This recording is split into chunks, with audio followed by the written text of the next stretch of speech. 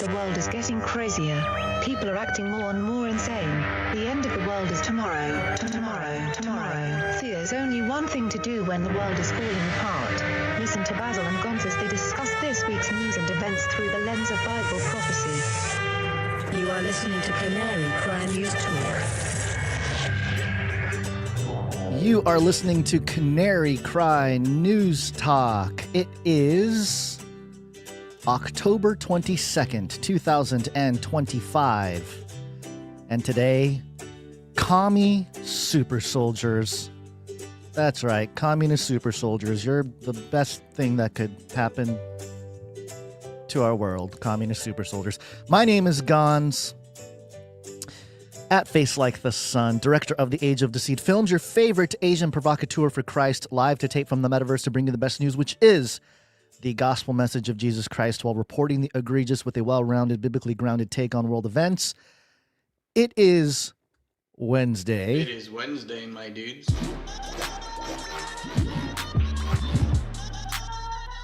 Wednesday. And I am still solo, as you can see. Basil will return soon. I did ask him if he had a message for the people as I was about to go live, and he has not responded. So he just ghosted me. He put me back into his pocket or something like that as he's getting chased by some sort of wild creature somewhere out there in space and time. Okay, what is going on? How come the stream is so low in numbers? I'm not sure. Yeah, we get censored. Maybe the word commie or something in the title is probably not the best for the algos there. But today just so happens to be, according to the Canary Cry calendar, which you can get if you are part of the Supply Drop team. Those are people that are supporting the podcast every month for $33.33. It's a secret club, and you'll get some swag every quarter. Part of the swag is the Canary Cry calendar, if you're part of it in Q4.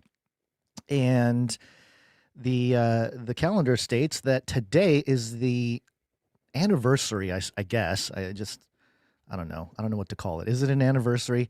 The Great Fire of Antioch back in 525 AD, alongside a massive earthquake that devastated the city during the Byzantine period. And it's exactly 1,500 years ago when this happened today. So very interesting. Of course, the city was burned again by the Crusaders in 1098 AD during the First Crusade siege. And so, yeah, it's been a very interesting place throughout history. Biblical references, or biblical in proportion, of course, in that area. Antakya, I don't know how to say it. Antakya, Turkey is where this is. But yeah, a very important place in history when it comes to the development of Christianity and the spreading of it and everything else. So just thought I'd mention that. But we do have a lot of things to cover today because, as usual, the world is just going crazy. I guess I will not rant about how crazy the world is to start the show because you already know that. I don't think you need me to tell you how crazy the world has gotten and continues to get. And I will say that our show has been living in this weird, crazy space ever since it started. The podcast itself in 2012, the YouTube channel Face Like the Sun in 2011. And in fact, let me just mention that I did just publish Age of Deceit 4 on YouTube. So there you go, folks. You guys can go take a peek. Age of Deceit 4 on YouTube. Of course, if you've been around, you would know that Age of Deceit 4 was released last year in September of 2024. So it's been a year on X. I think it's got like 50,000 views on X or 54,000 views on X. But now just move it over to YouTube. And of course, I love reading the comments, people saying, oh my gosh, you're back in my feed and things of that nature. So the one thing I am missing is the $24 million payout that Trump got for his YouTube channel getting shut down.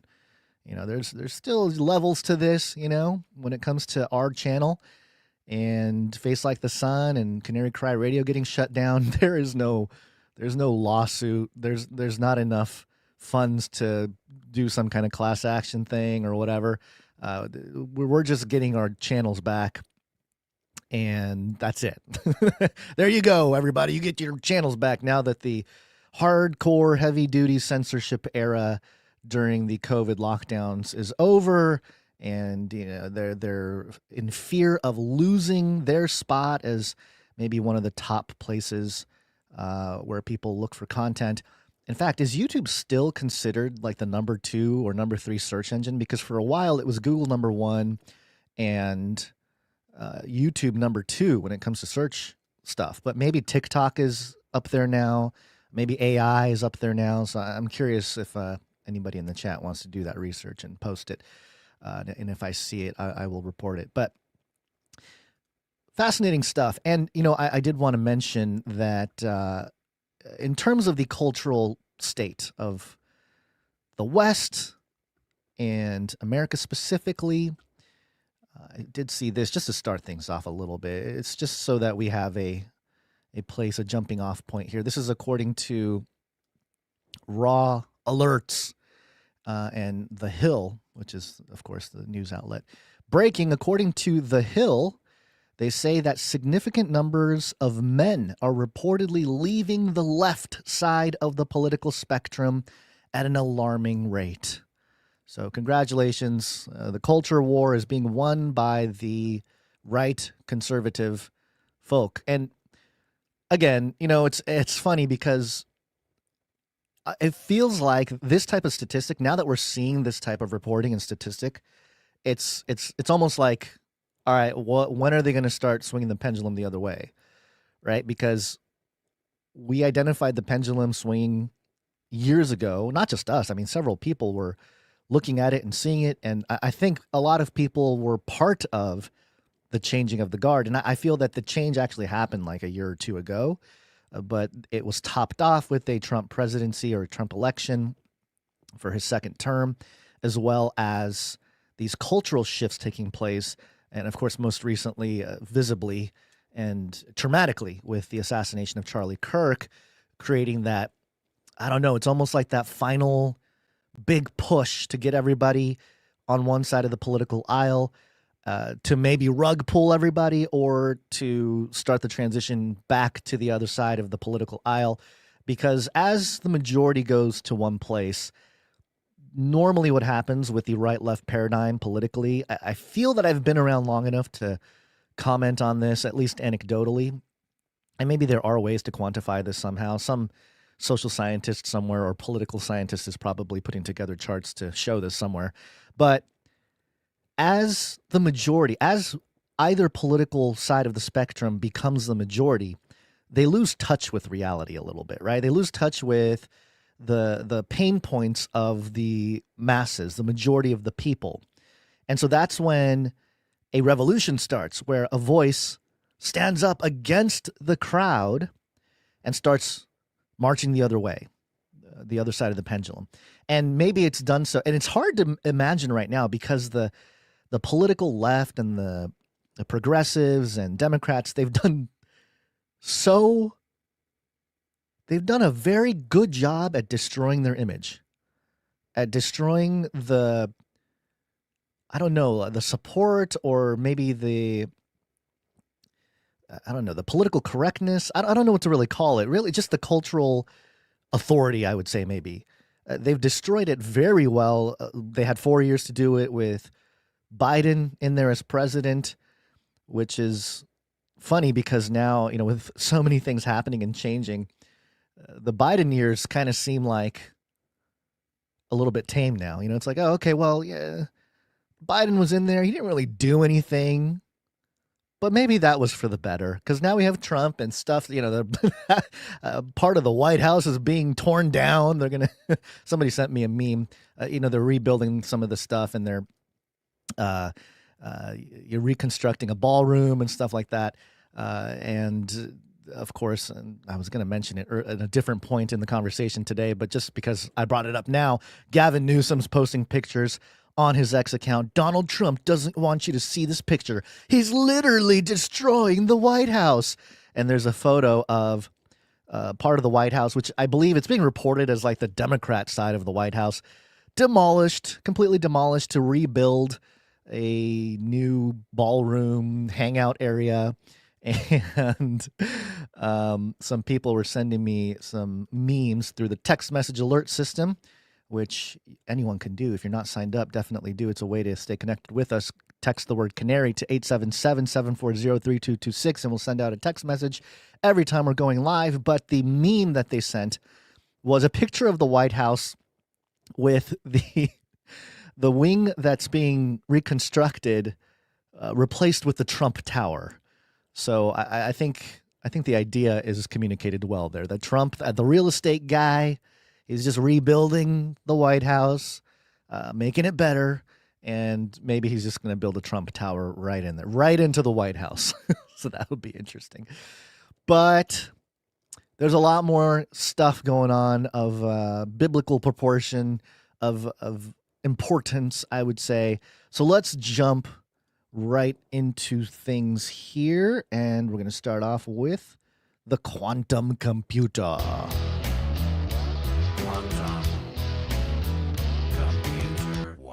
Wow.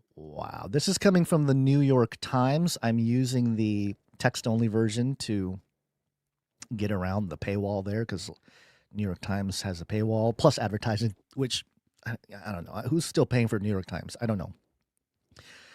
Probably some people that are passed away but are still on subscription. But the headline here is Google's quantum computer makes a technical leap. And this comes at an interesting time. I was just asked by my pastor at my church if I wanted to do a Bible study on quantum. And at first I thought, I don't know. But now, there's things happening with quantum computing in general that's starting to hit the mainstream. Plus, I did a little digging, and this is expected, and this is not new. So this is not something that I think anybody watching or listening would be surprised about. But a lot of conversations with quantum computing or quantum physics or quantum realities, if you will, they are being picked up. If they are being picked up by certain Christians, they sometimes are inadvertently, or maybe on purpose, promoting a type of mysticism or like a new age type of thought that is, they're using Christian terminology, but it's not exactly biblical. And so those are things and that's what sparked me. I was like, okay, maybe I do have to step in and maybe lead this conversation or Bible study about quantum, just so we can get a grasp on what it is, what the technology is, what it isn't, and how we as Christians might need to navigate as things continue here. I have always been one to not necessarily try to create dogma or doctrine or, create some kind of belief system that everyone has to abide by.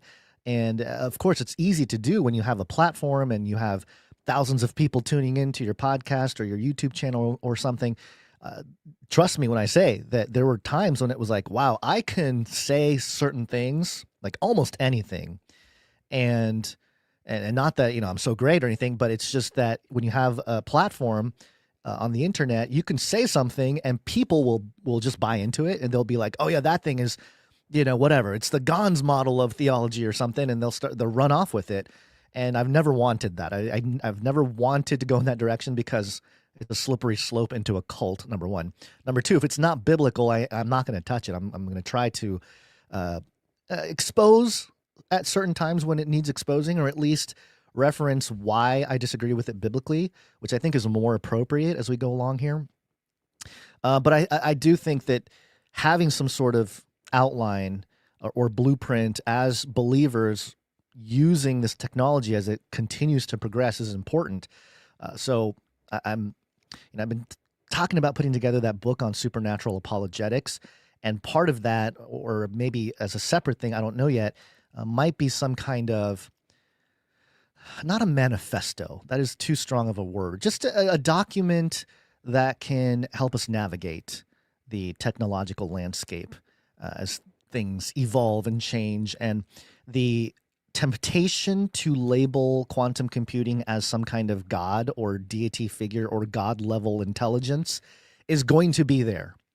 And it's too easy because of the science itself, with the photons and just the way quantum works, in its sort of classical understanding of it, and tapping into the infinite possibilities and things of that nature. It's very easy to fall into some mystical ideas that may be contradicting what the Bible says about creation and reality. And as I did my little deep dive a couple days ago, it was apparent to me that nothing changes with God. Nothing changes with the creator of the universe, and his place of authority, and truly as the one, the creator of this, everything we see, everything we can touch, everything we can experience. That doesn't change with quantum computing. So, it's something that I think needs to be addressed at some level. But let's dive into this article from the New York Times. I think it'll summarize a little bit of where they're at, and we're going to hear and see some things that are pretty familiar if you've been tracking this with us. But if it's your first time, you might think, wow, that's crazy. This is really going to change the world. So here's what it says. As a postdoctoral researcher at the University of California, Berkeley in the mid-1980s, Dr. Devoret helped show that the strange and powerful properties of quantum mechanics, the physics of the subatomic realm, could also be observed in electrical circuits large enough to be seen with the naked eye. That discovery, which paved the way for cell phones and fiber optic cables, may have greater implications in the coming years as researchers build quantum computers that could be vastly more powerful than today's computing systems. That could lead to the discovery of new medicines and vaccines. Woo! I love that the first thing they think of is we need more medicine and vaccines. Now that we have a supercomputer that is, or a quantum computer that is 15 times more stronger than a supercomputer, what's the first thing to do? Let's make medicine and vaccines. As well as cracking the encryption techniques that guard the world's secrets. Ooh, all the world's secrets. And yes, that is the long-standing concern with quantum, is that once quantum computing is online and it's able to truly operate at a level that is only theorized currently, then the current encryption methods, a lot of it is based on SHA-256, which was an NSA creation, an encryption that the NSA created, which of course is part of the encryption for all of your browsers, your emails, your password protection, apps, and things like Bitcoin and cryptocurrencies as well. At least with Bitcoin, it works off of SHA-256, the same algorithm that the NSA created. All of that will be cracked and broken through. Now, it's a little bit of a cat and mouse game because, we have this race for quantum. We got nation states trying to build quantum computers. We got big corporations trying to build quantum computers. So everybody's in on trying to be the first ones. And I'm sure the governments at the highest level are tapped in with these corporations, whether,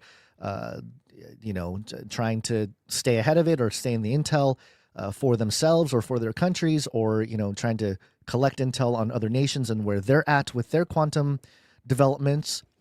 But the race is, if it is to be that somebody like Google are the first people to crack this and really bring it online, and here we go, wow, look at us, we're able to crack everything that is currently encrypted on the internet, everything. Of course, the temptation will be there to just do it, and they could if they want to, right? They can just be like, all right, let's just end the old internet, let's expose everything, boom, click of a button.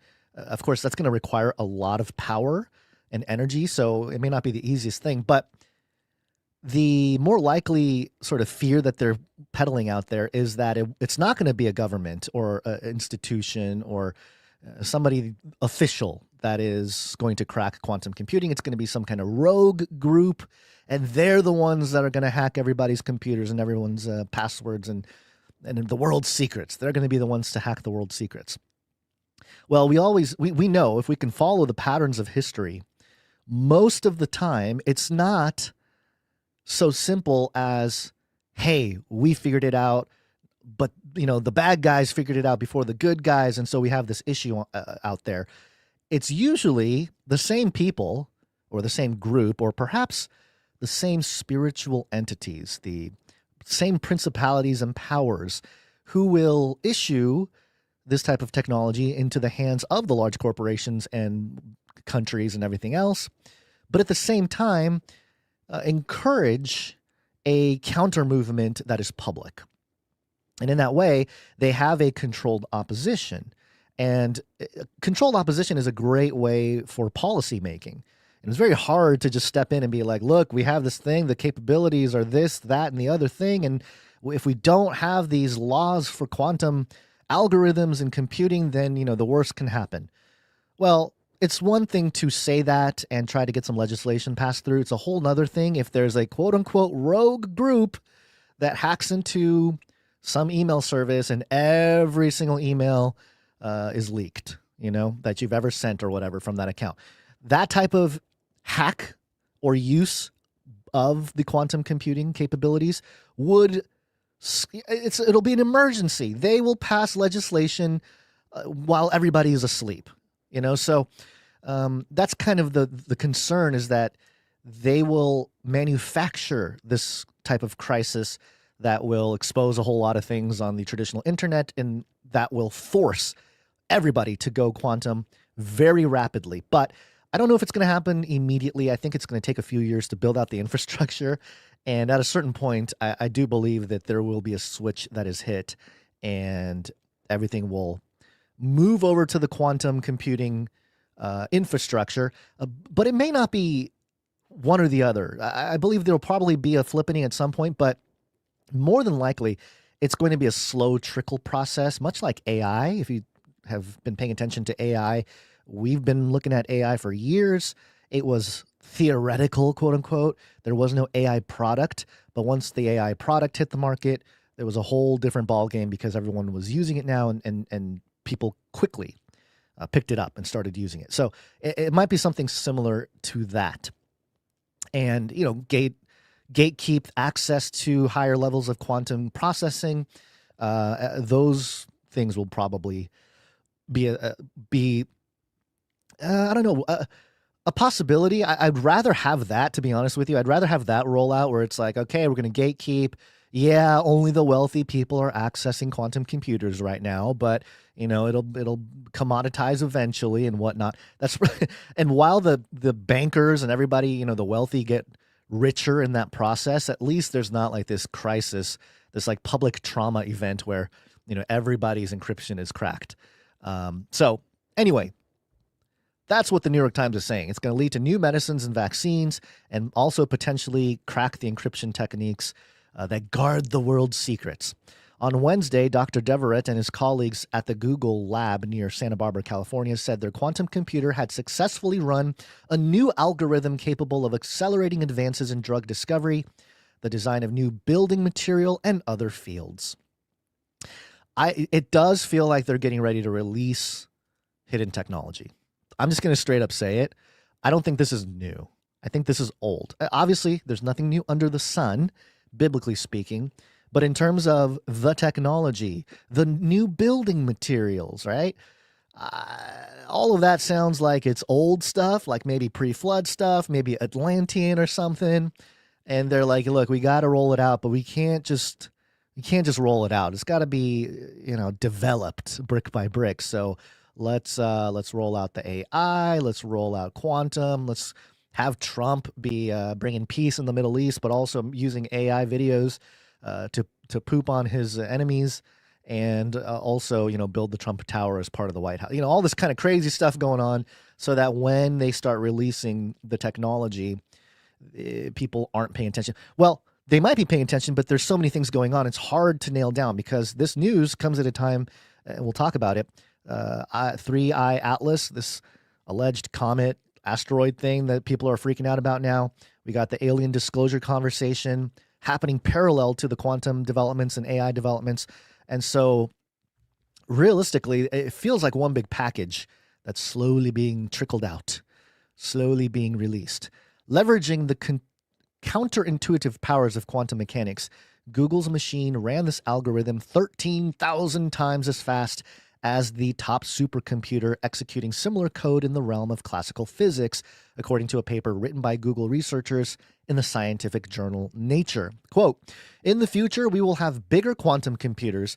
We will be able to run calculations that would be impossible with classical algorithms," said Dr. Deverett, who joined Google in 2023. Quantum computing is still an experimental technology, but Google's new algorithm, Quantum Echoes, Quantum Echoes, echo, shows that scientists are rapidly improving techniques that could allow quantum computers to crack scientific problems no traditional computing device ever could. It's, quote, "It's a meaningful technological advance," said Praneha Narang, a professor of physical sciences and electrical and computer engineering at the University of California, LA. That's UCLA. Quote, "We have heard a lot about hardware advances in the field, and for a while I worried that the algorithms would not keep up, but they have shown that this is not the case." Okay, Google's quantum research is competing with other tech giants like Microsoft and IBM, myriad startups, universities, and rapidly advancing efforts in China. The Chinese government has committed more than $15.2 billion to quantum research. This race with China will pop up again later on for super soldiers, because apparently China is using Americans' DNA to build super soldiers. So there's that. Inside a classical computer like a laptop or a smartphone, silicon chips store numbers as bits of information. Each bit holds either a 1 or a 0. The chip then performs calculations by manipulating these bits, adding them, multiplying them, so on. A quantum computer, by contrast, performs calculations in ways that defy common sense. According to the laws of quantum mechanics, the physics of very small things, a single object can behave like two separate objects at the same time. Now, again, as I did my little deep dive on quantum just on my own research to see if I wanted to do a Bible study on it, I found some writings by Christians looking at, and this is older stuff too. I think Josh Peck even talked about this, and maybe even Chuck Missler discussed it before, because Chuck was talking about quantum well before anybody in terms of the biblical eschatology, consequential things, references and whatnot. And it's this idea that two separate things can be simultaneously there. And the analogy, very simply, is the Trinity. God the Father, God the Son, God the Holy Spirit. It's one thing, but three separate things, and it's not modalism, because modalism is where it suggests that, God is taking on a different mode, right? So like he's taking on the Father mode, and when he's in the Father mode, the other two modes don't really exist, but then he goes into the Son mode, and that's not it either. I don't think that's the case. I think all three are, I was going to say alive, but God is alive, but it's more like all three are active simultaneously in different roles, because of course the Holy Spirit is able to indwell all believers. So it's this thing that is much bigger and it's personal. Then you have Jesus, who is the embodied Messiah. Then you have God the Father, who is the Father. He's literally the creator of everything. And so you have this distinction in the Trinity, but also you have this ability to understand it as God. It's all God as one singular deity. And the quantum, the way things are described here with quantum mechanics might help somebody understand the Trinity in that way. I'm not saying that it's the same thing, but it's just a good analogy to help people understand what the Trinity is, because people have a hard time discussing the Trinity. But if they can understand quantum mechanics, or like the basics of quantum mechanics, it might be an opportunity to say, hey, look, science is starting to show this thing called superposition. And if superposition is a scientifically verifiable thing, then you don't think God can exist as Father, Son, and Holy Spirit, So it's one of those things where, once again, they're trying to discredit God, but the science ends up proving God existence instead. So that's the news here with the quantum computers. There's more with this article with Google, with quantum supremacy. We've talked about that years ago. And just simply the progress of all of this taking place, I think, will accelerate, especially as investors come in with different companies, and then they get economic incentives for people, and that will drive. Of course, it's not always one-to-one, but that will drive the progress because everyone's trying to develop that breakthrough tech, the breakthrough device, and the breakthrough chip when it comes to quantum. And of course, the algorithms are just as important to develop alongside the hardware. And so, the two and two have to work together. So it's all developing quickly, but I found this headline hilarious from Live Science that just came out the other day. And the headline from livescience.com is "Quantum Computing Lie Detector Finally Proves These Machines Tap into Einstein's Spooky Action at a Distance Rather Than Just Faking It." Sub-headline: Researchers developed an experimental method for confirming quantum activity in a quantum computing system. Well, hey, golf clap. Well done, guys. You guys proved that your quantum computers were quantuming. That's great. That's fantastic because, there were a lot of people that were saying like it's all nonsense, it's all fake, especially back in the day, when 2015, 2016, we were covering quantum computers and, D-Wave is out there with their machine. It's all flashy. It's like this big black box that says D-Wave. And Gordy Rose is up there saying we're summoning entities, talking about quantum machines. There were a lot of people at that time that were saying, hey, D-Wave is a scam. They're not really doing quantum computations in their machines. They're trying, maybe they're close or they're on the way, but they're not really doing it. Well, according to Live Science, they made a lie detector for the quantum computer, and now it is confirmed that quantum computers are in fact quantum computing.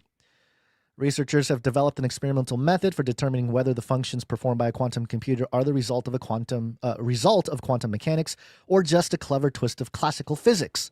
The landmark study published in April 22nd of 2025 in the journal Physical Review X, the researchers described an experimental test that demonstrates and certifies computing activity that can only be achieved through quantum mechanics. This, quote, quantum lie detector, as the researchers described it, was created by reframing a famous test for quantum mechanics and engineering a purpose-built quantum computer trained to operate in ways that would be fundamentally impossible to achieve on a classical computer.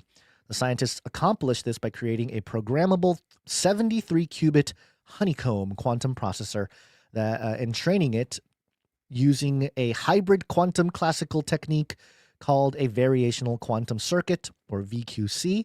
This is a machine learning loop where a classical computer iteratively helps a quantum computer perform a task with great accuracy. Okay. All right. So, even even the whole way they're verifying this as you read it, you know what I mean? I'm not a physicist, so I'm not going to understand everything they're talking about here. Let me finish. In this case, the computer's task was to reach an energy state so low that it couldn't be achieved via classical physics. By confirming this energy state, the researchers demonstrated quantum mechanics. Okay, so they're basically measuring the amount of energy that was used to make some of these calculations that would only be possible theoretically in the quantum with quantum mechanics, not classical computing. And so, so they're able to see that, hey, this computational thing worked and the energy state of everything is low enough to show that the answers probably likely came from the quantum realm and not classical computing. Okay, but how do we verify that? How do we verify the VQC is accurate? And I don't know enough. I don't know enough to really answer that question. But again, here we go. We just have more and more quote unquote validity or tangibility with quantum, not just in the theoretical sense, but literal machines, quantum computing. We talked about the story about how they're putting quantum computer chips on satellites now, and the hope being that eventually all of our computation will happen in space and beam it down to us. And that sounds very much like the Akashic records that the New Agers talk about, this quantum field of information and knowledge that exists out there, and all we got to do is tap into it. If you're talking about tapping into the infinite realm with quantum, and using that as a way to learn about everything there is to learn about in the world.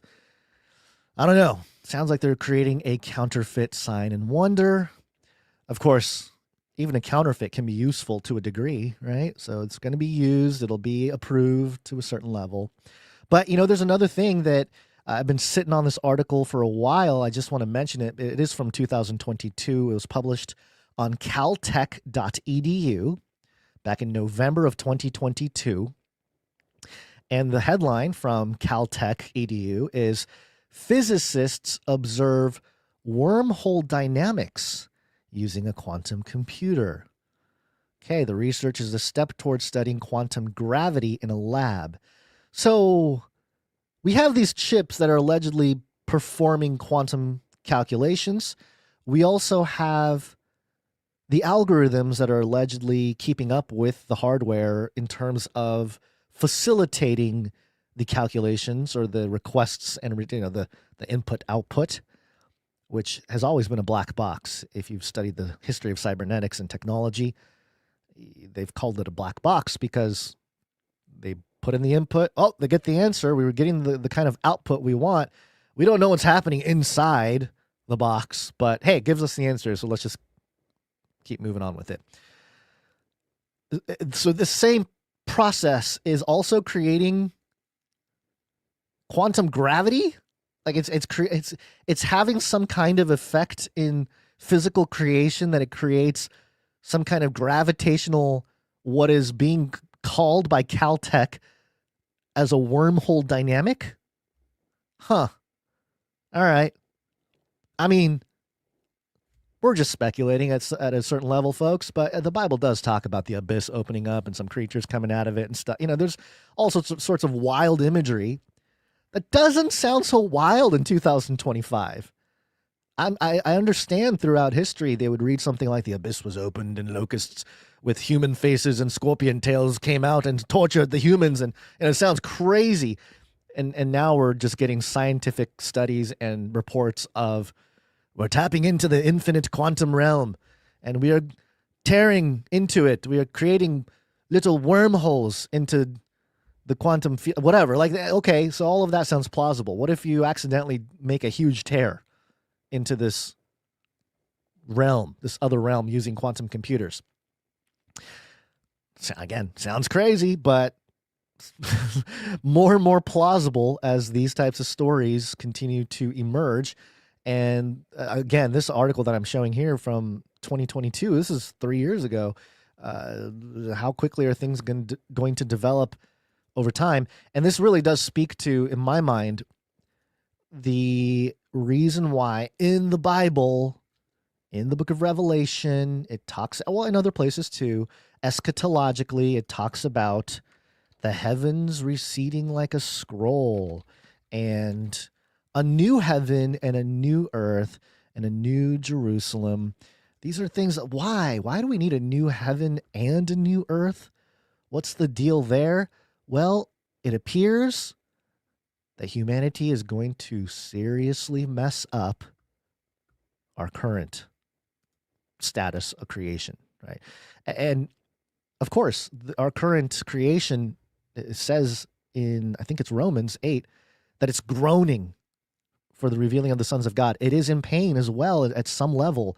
I don't know if it's a conscious pain, which, I know taps into some more of like a pantheistic worldview, but maybe, maybe it's not like self-aware conscious in the way that pantheists would like to believe, but there is this level of personhood at some level or something going on with creation itself, and that it is in pain because it is in this fallen state, awaiting the day of the revelation or the revealing of the sons of God, meaning the believers, meaning, the return of Jesus Christ and the restoration of all things. Why would it be waiting for that? Why is it groaning? Why is it moving like a drunkard at the moment, right? So what happens? So it makes sense. Computing, mathematics, science, pursuing knowledge.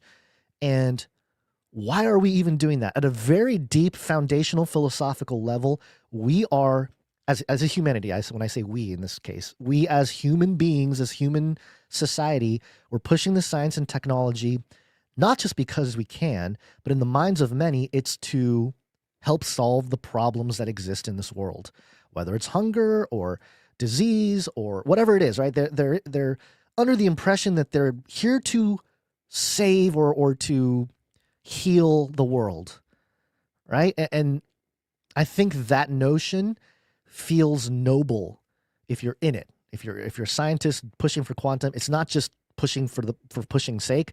It's actually to make breakthroughs that will make life easier or better or heal or do all these things that seem impossible in the past. Well, in that process of pursuing to fix creation and fix man, it's plausible and highly likely that humans, number one, can't do it to the fullest. They can start doing it. Like we can start tinkering with stuff, and we may even see some progress, but ultimately it's going to require a heavy, hardcore reset, like the flood of Noah, right? That catastrophic reset almost. And in this case, eschatologically, there's Isaiah 34 also talks about the the sky dissolving and the heavens receding like a scroll and all this kind of stuff. Why is this even required? What's necessary? What are the conditions of creation and the world at which this has to take place? A pretty dramatic thing for God to do. All their hosts shall fall, meaning the stars or maybe the entities. They will fall as leaves fall from the vine, like leaves falling from the fig tree.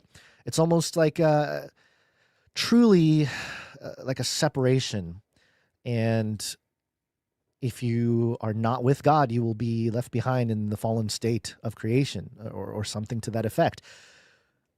It's part of biblical eschatology that I find fascinating. The idea of restoration and a physical restoration that begins with a spiritual restoration throughout history. It all makes sense because of the convergence of the material world and the spiritual or supernatural world, which has always been one and the same. But of course, with the advent of the Enlightenment and the last couple hundred years, it was separated, and now it's coming back together. And it's at a point where technology and science and mathematics is much further along. And so the application of some of the things that taps into the unseen and spiritual and supernatural realms, they are more easily quantifiable and in terms of a scientific worldview. And that's going to cause the whole world to start seeing everything in a more mystical or enchanted way.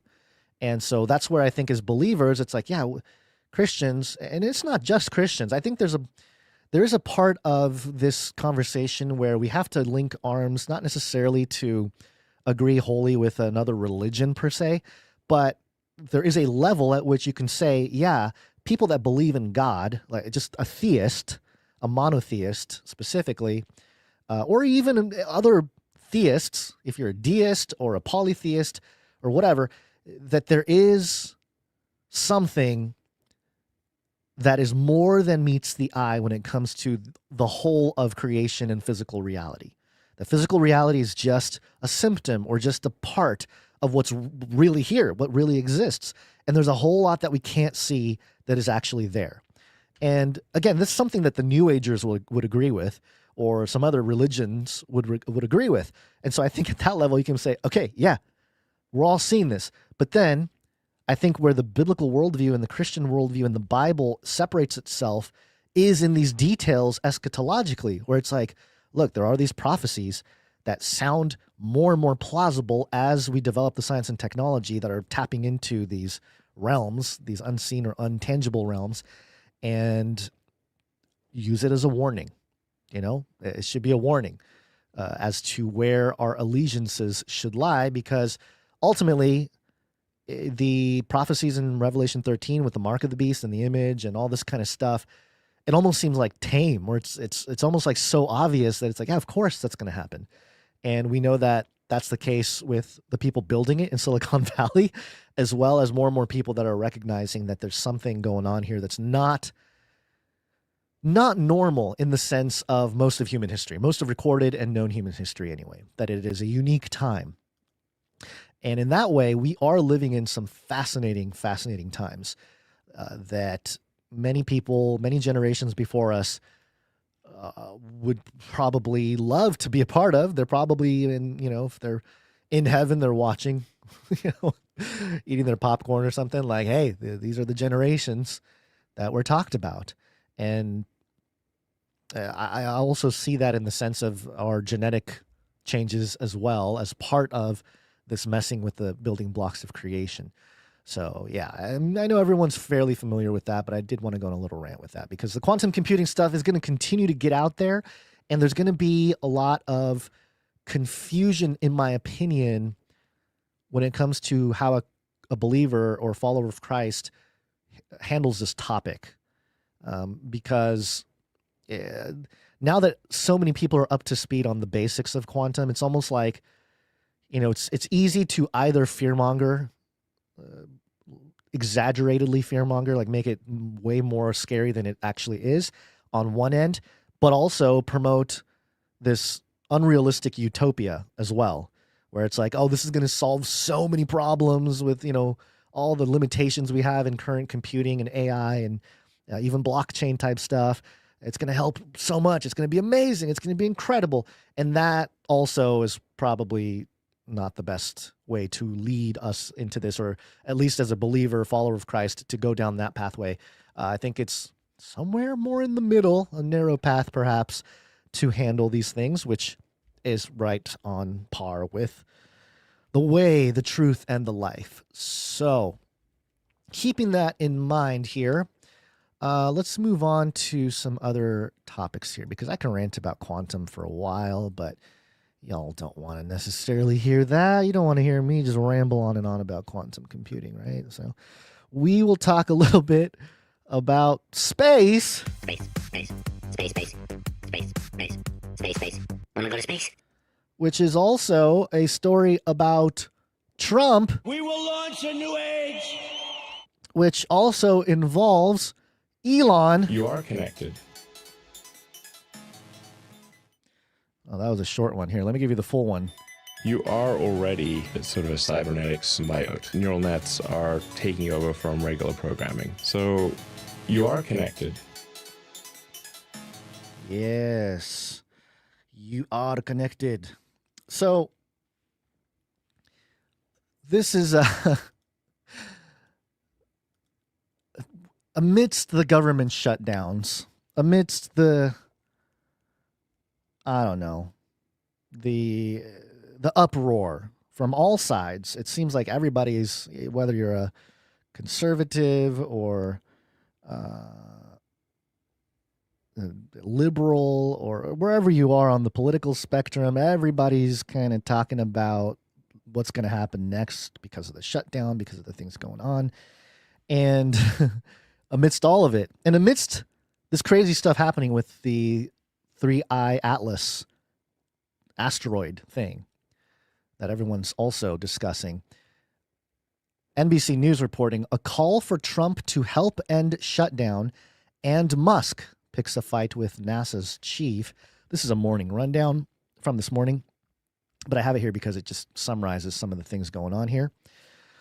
The shutdown thing, I'm not going to spend too much time on because obviously we know about the shutdown. There's some politics happening with who's supposed to be in charge to negotiate the terms to end the shutdown. Trump's not doing it. Got to ask this other guy, but the other guy's not doing it. So who's going to do it? And just sounds like a bunch of it. It really does seem like filibustering to keep this keep the shutdown going, and Trump making his political moves while he can when the governments are shut down. And in the meantime, of course, he's trying to rebuild part of the building there as well. And let's see, here we go. Let's jump onto the NASA thing because that's the part that I think is interesting. NASA eyes other options for moon landing as Musk's SpaceX falls behind. NASA's acting administrator Sean Duffy announced this week that in its quest to return astronauts to the moon, and to do so before China puts its own boot prints there, the agency is open to using moon landers from competitors to SpaceX. The announcement provoked the ire of Elon Musk. Musk, the founder of SpaceX, took aim at Duffy in a flurry of social media posts. Yes, intelligence allegiances, of course, which is funny because, okay, it says attacking his intelligence in recent efforts to the helm of the space agency. Quote, Sean Dummy is trying to kill NASA, Musk wrote on X, which he also owns. And yeah, so the Starship is supposed to be part of what's going to help get people back on the moon through NASA. And that is under question now, not because NASA is so upset. It's because I guess SpaceX is taking a lot longer on some of their developments. Of course, we had that big blow up. There was a Starship that blew up a few months ago. Nobody was on it, to our understanding, but definitely not a good look when you're doing a rocket test and it explodes in midair. So it's a terrible waste, not a waste of investments necessarily, but just a bad thing, bad PR. If you're NASA, if you're SpaceX, if you're Elon, and you're trying to say that, hey, we're trying to build something crazy to get to the moon or whatever, and you got billions and billions of dollars pouring in, time, many years, going on decades, poured in, and your rocket explodes. Not a good look. But the Hindustan Times here, just to tie it into Trump, the Hindustan Times, which, of course, with the Smith-Mundt Modernization Act as it stands currently, is a way for American propaganda to permeate the world, especially America. They use places like Hindustan Times. Go back and listen to some older episodes about all that because we've ranted on it before. But their headline, Trump government planning to eliminate NASA, ? Truth behind viral claims as Musk issues strong warning. So same thing, Musk issued a warning or slammed the NASA people. The Donald Trump government is reportedly planning to eliminate the National Aeronautics and Space Administration as per viral claims on social media. A news aggregator site on X wrote, quote, Trump administration considering eliminating NASA. Another said the Trump administration is reportedly contemplating getting rid of reducing NASA. The private sector would most likely make up for any losses.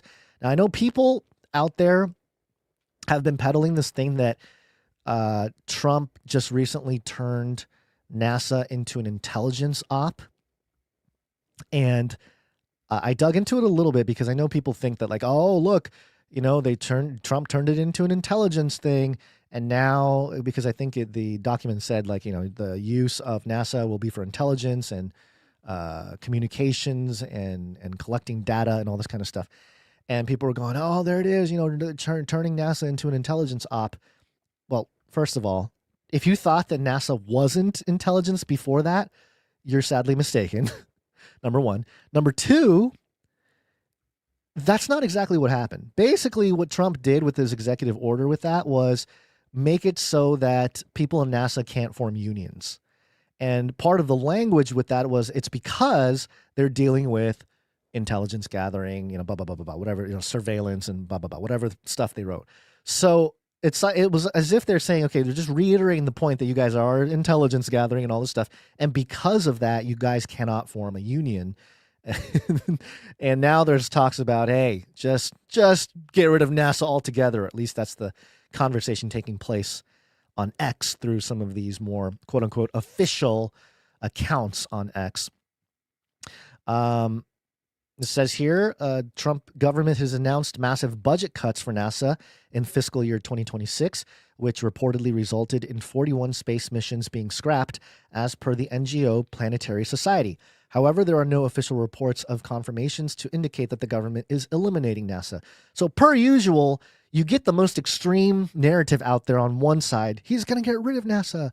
Or the other side, oh, he's making NASA into intelligence. Both not true, but both getting the conversation going, both getting NASA into more of a cultural conversation once again. And the rabbit hole is deep with NASA. As you all know, connections to Jack Parsons, the occultist who helped create the Jet Propulsion Laboratory post-World War II alongside all of the Nazi scientists that came to America with Project Paperclip, and they formed rocketry, which led to NASA and all the space agencies, which led to the quote-unquote space race to the moon and the alleged landing on the moon thereafter. And then, of course, in 1969, they do the whole thing, but according to NASA, they lost the technology to get to the moon. I don't know how you lose that, but that's what they say. They lost the technology to get us to the moon from 1969. Man, it's tough. It's tough being a rocket scientist these days because we got to figure out the radiation belt problem. Just ignore the fact that we allegedly went there, 1969. We lost that tech. We lost it. We don't know what happened. But anyway, I find it interesting in the context of the 3I Atlas situation. And the 3I Atlas, of course, is the asteroid, comet, I guess, that is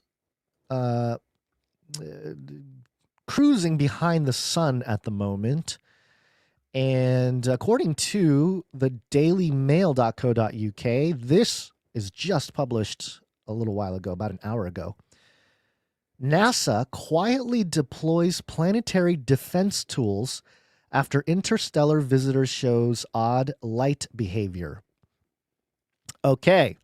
Now, I think in the last episode, I talked about some documents from the 1980s that discussed specific space weaponry that would help in this type of scenario. I need to dig it up. I meant to dig it up, but I got distracted with the quantum stuff. But this is another one of those cases where there is public documentation of government documentation of programs with scenarios outlined that resemble this type of situation. Let me see if if I can pull up. I will try to look it up as we're talking here. It's kind of hard because we're doing the show live, and normally Basil can talk or something while I'm doing it, but since we're both here, let's see. I forget. There's a specific term or word, or maybe it's in the Cosmic Endgame, the book that I wrote in 2014 that was never published. Let me pull that up real quick because I know I talked about some of that in here. It was there's a specific phrase that I want to dial in on, and I can't remember if it was like, I don't think they used the word alien, but I think they might have used the word extraterrestrial, because extraterrestrial doesn't mean alien. It means extra, terrestrial, like terrain, So in a certain way, a comet can be extraterrestrial. So let me see here. Let's see. Did I use the word extraterrestrial in my book that I wrote a long time ago? Yes, I did. It's so fun looking at this old stuff. I know you guys can't see it right now. I'm sorry, but I'm just trying to find the part of the document that might have captured some of this. Is this it? Hold on. National Security Act 1947. Okay. We got Henry Kissinger in there.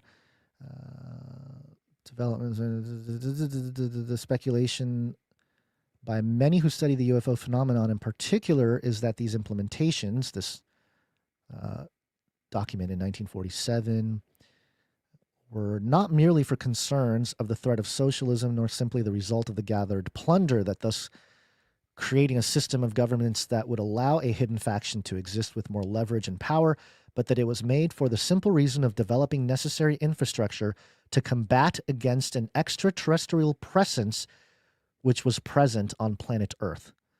I think this might be it. That'd be really cool if I can find it live on the show. What document is this? It is the Act of 1947. Let's see. Act of 1947. This is fun. Hanging out with everybody doing research on the spot. Let me, as this is getting pulled up here, let me read some of this Daily Mail article. I just found this Daily Mail article, so I don't know what it says. Let's see what it says. NASA has quietly made a move to defend the planet after the mysterious interstellar object displays more strange and unexplainable behavior.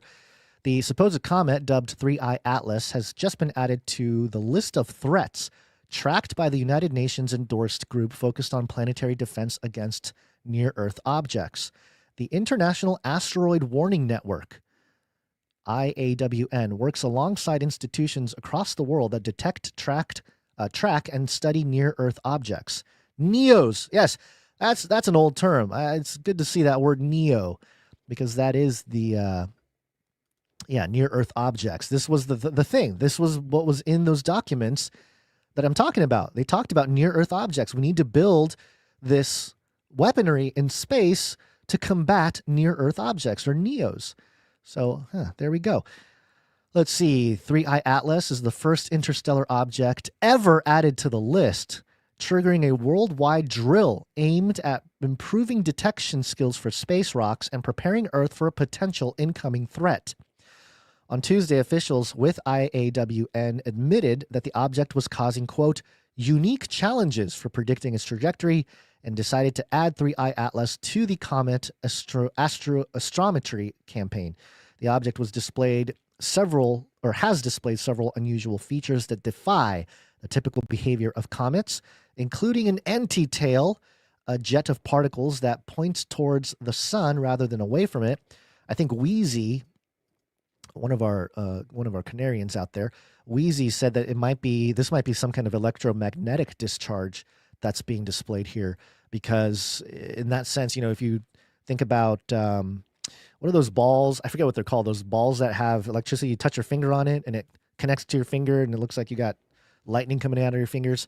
In a similar way, with electromagnetism, there is a level of connection that is made when objects become close to each other. So maybe that is what we're seeing. According to the release, scientists will be running special training exercises from November 27th to January 27th, 2026. Okay, so we have this turn of the new year might be an interesting one. What the last time they ran a drill, it turned into a worldwide lockdown. I'm just going to warn everybody about that. The event 201, right? Oh, don't worry, guys. It's just a training exercise.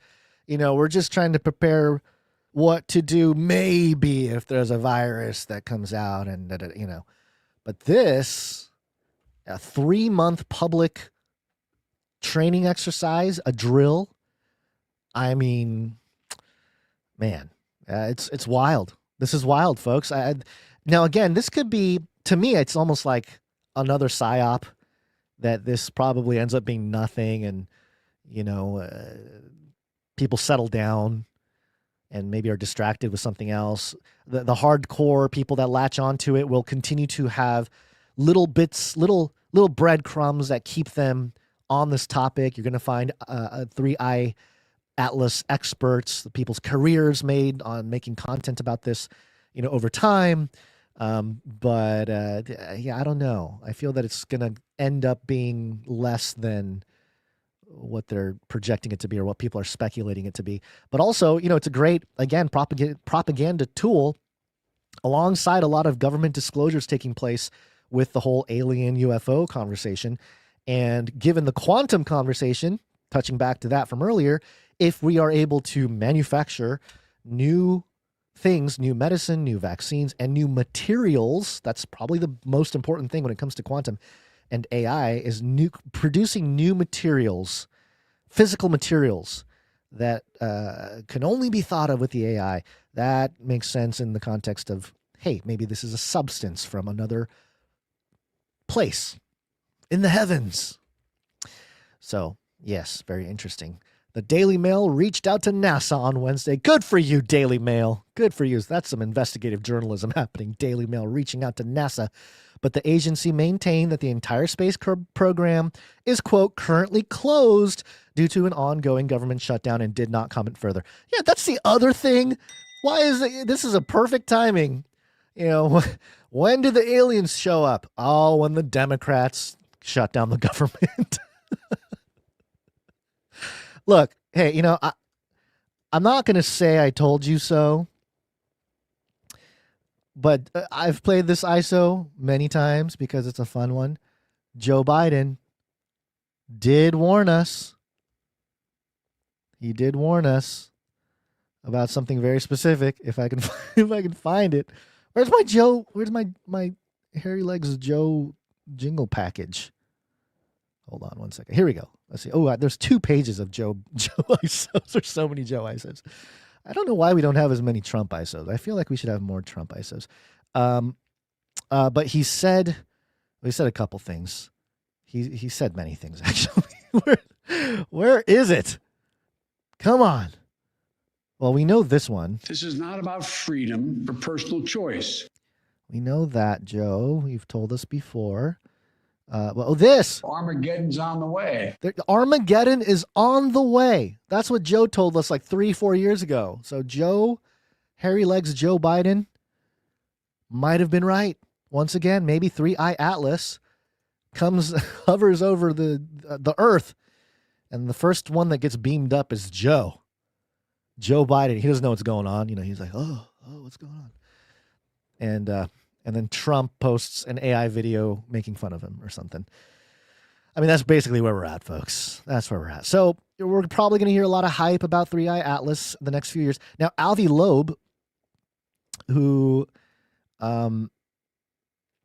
through the grapevine, there's somebody that we have not access, that's not the right word, but contact with, that has interviewed Avi Loeb in the last few weeks.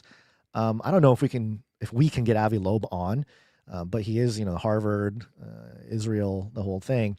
And he basically came out and said, go on vacation before October 29th because everything can change after October 29th, 2025, which is in 1 week. So 1 week from today, everything can change, folks. Everything might be different. That is not a warning. So that's Avi Loeb warning about us. That's the 3i Atlas thing that the Daily Mail is associating with NASA. Now, if the government stays shut down, there's so many scenarios with this, because on one hand, you can say, okay, government fires back up later this week, maybe on a Friday, they come to a deal, or next Monday, boom, government, opens back up. And boom, NASA makes the announcement, everything's fine, everything's chill. And then, of course, more conspiracy theories all over the internet of like, hey, how did the Democrats prevent the alien? The Democrats stopped the alien invasion, or, the Democrats made a deal with the aliens, whatever. Like, whatever narrative gets spun up after that, it might benefit the Democrats. Because, like I said at the beginning, we're going to see the pendulum start swinging the other way at some point. In the next few years. It may take years, folks, because we are kind of at the critical mass of conservatism, but it doesn't just swing to one side and then like immediately swing back, right? It swings into that territory, stays in that territory. There's a peak, and then even as it comes back, it's in that territory for a while until it reaches center point, right? And then goes into the other side. So it's going to be a while. It may even be another presidency. It may even be, 2032 when we really see liberals and progressives and Democrats and whatever, the left, regain cultural relevancy or focus. So all that being said, I don't think NASA is going to be suspended by Trump. I think a lot of this has to do with politics or unseen politics as well, maybe funding here and there.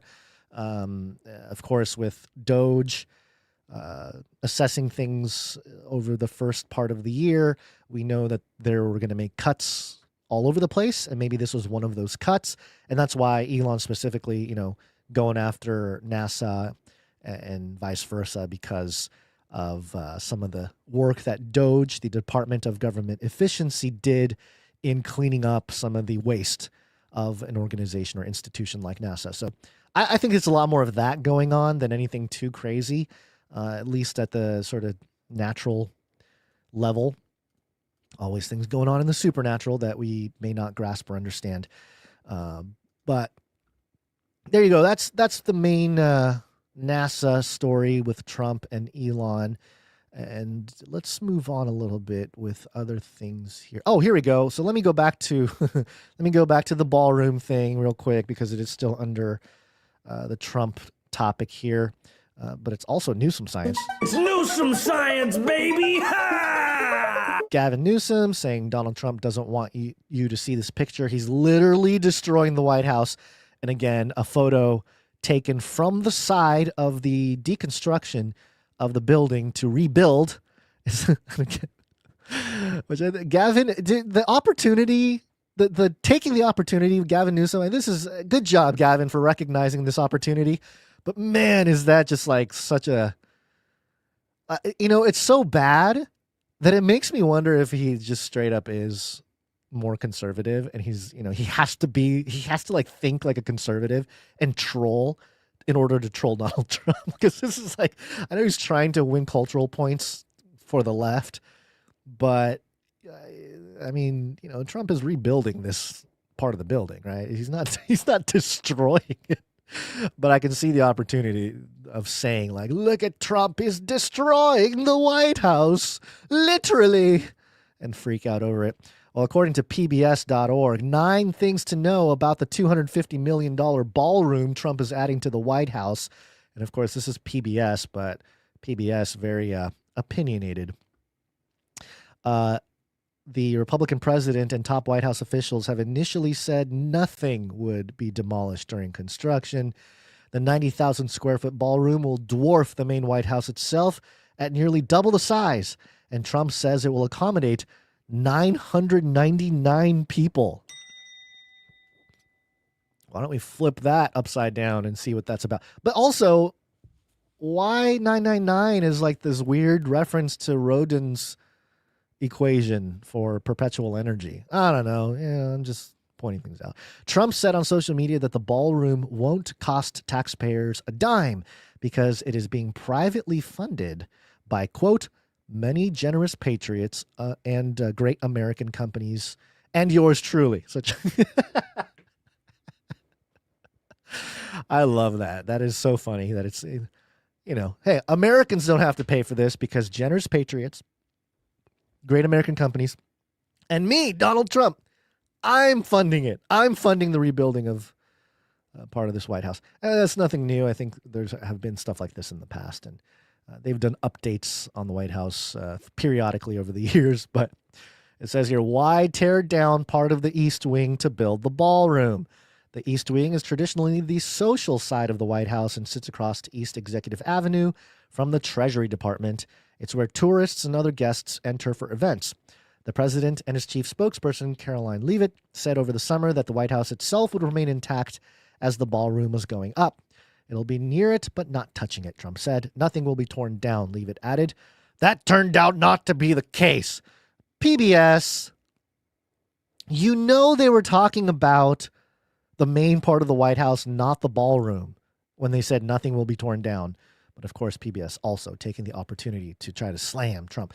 White House said some demolition was needed because the East Wing, the traditional home for the First Lady and her staff, is being modernized as part of the ballroom project. And it gets into, I don't want to get into the rest of this article because it's just kind of whining about Trump and how he's so bad, he's so terrible. Look at him, he doesn't even have the approval to rebuild it, but he's already been rebuilding it because he's a totalitarian dictator and all this kind of stuff. I mean, they don't say those words, but yeah, PBS, they're not going to necessarily have the favor of Trump, but there you go. That's some good spent money to rebuild part of the White House to be more presentable and a better fortress for the cybernetic dystopic era that we are entering into, which is called the Golden Age. So the Golden Tower must go up for the Golden Age. Okay. Anything else on the front of the White House and Trump and everything? I don't think so. I think we covered it all there. All right. Got to touch on this a little bit. Apologize if you don't like the topic, but I think you will find it interesting. Is this a crypto?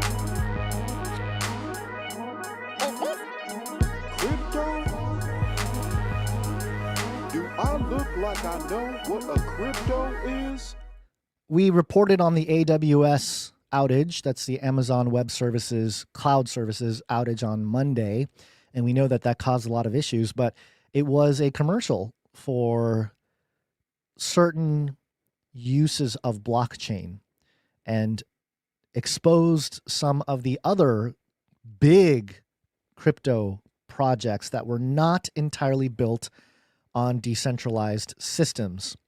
And this is one for maybe the tech team to pay attention to. The Canary tech team needs to pay close attention to this because, in 2021, 2022, we heard about NFTs and people buying pictures of monkeys that's on the blockchain for hundreds of thousands of dollars, some for millions of dollars.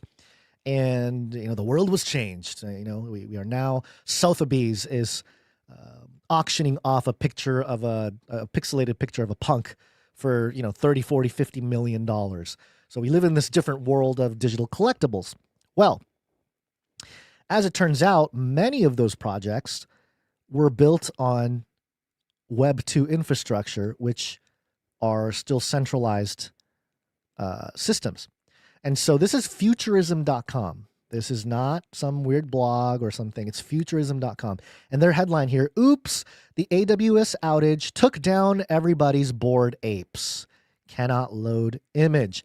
And so if you're on a marketplace like OpenSea, which is one of the biggest NFT marketplaces, and you pulled up the Bored Ape Yacht Club, which was a very famous pictures of monkeys that got very popular in the last, or I guess it was the first NFT cycle a few years ago, their pictures didn't load because the image itself was being stored on Amazon Web Services. Now, the smart contract that held the picture, or, that held, or, it represents that NFT was in fact on Ethereum and it's on chain. And that part of it is Web3. But the picture itself was not. The picture itself was being stored on a server on AWS. So when AWS goes down, picture go bye-bye. Now, again, if you had been around and been digging around NFTs for a while, you knew this 2, 3, 4 years ago, right? But now everyone's kind of getting to see it as we move more into Web3 and the technologies that exist in Web3. It's going to be important for people to understand at least what's going on and the difference between things like NFTs and inscriptions. Inscriptions are when you directly inscribe the code for the image onto the blockchain and not just a link that points to another place for that object. So let me read a little bit of what Futurism said here. A major outage on AWS, the tech giant's cloud computing platform that supports vast swaths of the internet, threw the cryptocurrency community into chaos on Monday. I don't know if it was chaos, but okay. The irony of communities that pride themselves on being decentralized being taken down by a centralized failure wasn't lost on users on social media. As Cointribune reports, entire crypto trading platforms were affected by the outage, causing service disruptions for hours. Even OpenSea, the biggest exchange of non-fungible tokens, was hit hard. A screenshot shared by podcaster and Onion social media editor June Sternbach shows broken images of the Bored Ape Yacht Club collection on OpenSea. The images of unbothered-looking primates was once a highly coveted possession among the crypto-obsessed and high-profile celebrities, while being valued at millions of dollars worth of Ethereum each. Since then, their value has cratered, changing hands for around $30,000 these days. Cannot load image, a notice overlaying the apes reads, quote, this ERC 721 NFT is not accessible due to an ongoing Amazon Web Services outage, end quote. It was a painful faceplant, since NFTs are meant to be unique manifestations of an image that are stored on a blockchain to represent ownership. And this goes into what I basically told you all here, is that unless you actually inscribe the data directly onto the blockchain, you don't actually have that image on chain. You have the contract, and ultimately that's kind of what you're trading, the contract. The image is sort of a representation. But of course, the image itself matters, and if that is all it is, if your project or your collection or somebody's collection is just meant to be art, just meant to be used as a profile picture and nothing else, no utility of any kind beyond that, then having having the image inscribed onto the blockchain makes a lot of sense compared to this approach where, the contract is there and everything, but what people perceive is the image of the monkey. They're buying that contract for so and so amount of money because they like the art or they like the image, not because they like the code in the contract, right? So it's these little technicalities that will continue to educate the public on what's real in crypto and what's not. And not everything that glitters is gold, obviously. And that's especially true in crypto because there's so much that's built under the hood that, may be crypto, but it's also all Web 2, Web 3. A lot of it is built on Web 2 technology. Web 3 technology is slow, it's clunky, it's difficult to work with. It's getting a little better, but I think it's still going to take some time before everybody's using it without even realizing they're using Web 3 rails. So in the meantime, I wanted to bring it up because there's a lot to learn. And when it comes to maybe our own, not project per se, not like an NFT in that way, but perhaps inscribing or storing content made by the Canary Cry family or the Canary Cry Radio or News Talk podcast or Face Like the Sun or whatever, how that information gets stored onto the blockchain will matter. And of course, it's very difficult to store large amounts of data on the blockchain because the blockchain is used with limited block sizes, which is limited amounts of data. And if you have a big file, it's not going to fit. So there's got to be other ways to do it. But all that technology hasn't been worked out. That's part of the issue. So it's going to take a little development. But I bet you anything, once they start tapping into the quantum computers, the quantum computers will solve those problems. And we'll have quantum locked NFTs and inscriptions in no time. So that's a thing.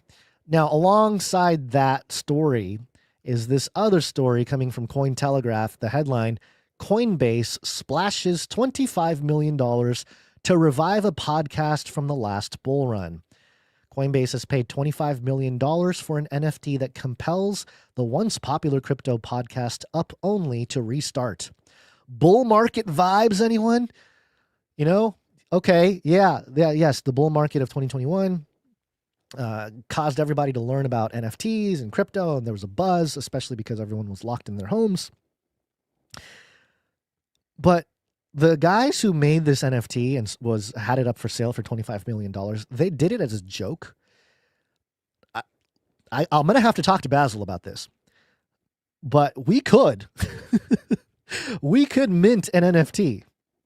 A Canary Cry NFT, right? The Canary Cry Radio podcast or Canary Cry News Talk podcast NFT. Just one of one NFT. And put it on the market and say, hey, $100 million. And you buy that NFT, it compels the public for more episodes of Canary Cry stuff or Face Like the Sun stuff, right? I mean, that's basically what they did, okay? And then Coinbase bought the $25 million NFT and then burned it. Burning is when you send the asset or coins, either the cryptocurrencies or assets like NFTs, you send it to a wallet that nobody has access to, that you don't have the private keys to. And so what happens is you send it to that wallet and nobody can take it out because nobody has the password, basically. That's called burning in the crypto Web3 world. And so that's why there's a whole bunch of Bitcoin that are lost, quote unquote. They didn't disappear. They're just in wallets that nobody has access to. And in that way they are lost because nobody can move those cryptos. So something similar maybe something similar may take place here. But me and Basil, we will talk. We will talk and see if it is viable to mint an NFT, put it up for sale. Look, 25 million. And guess what they did with this 25 million? Or guess what they did with this NFT? Oh, I just said it. They burned it. They burned the NFT. So it was this marketing ploy. Really what it comes down to.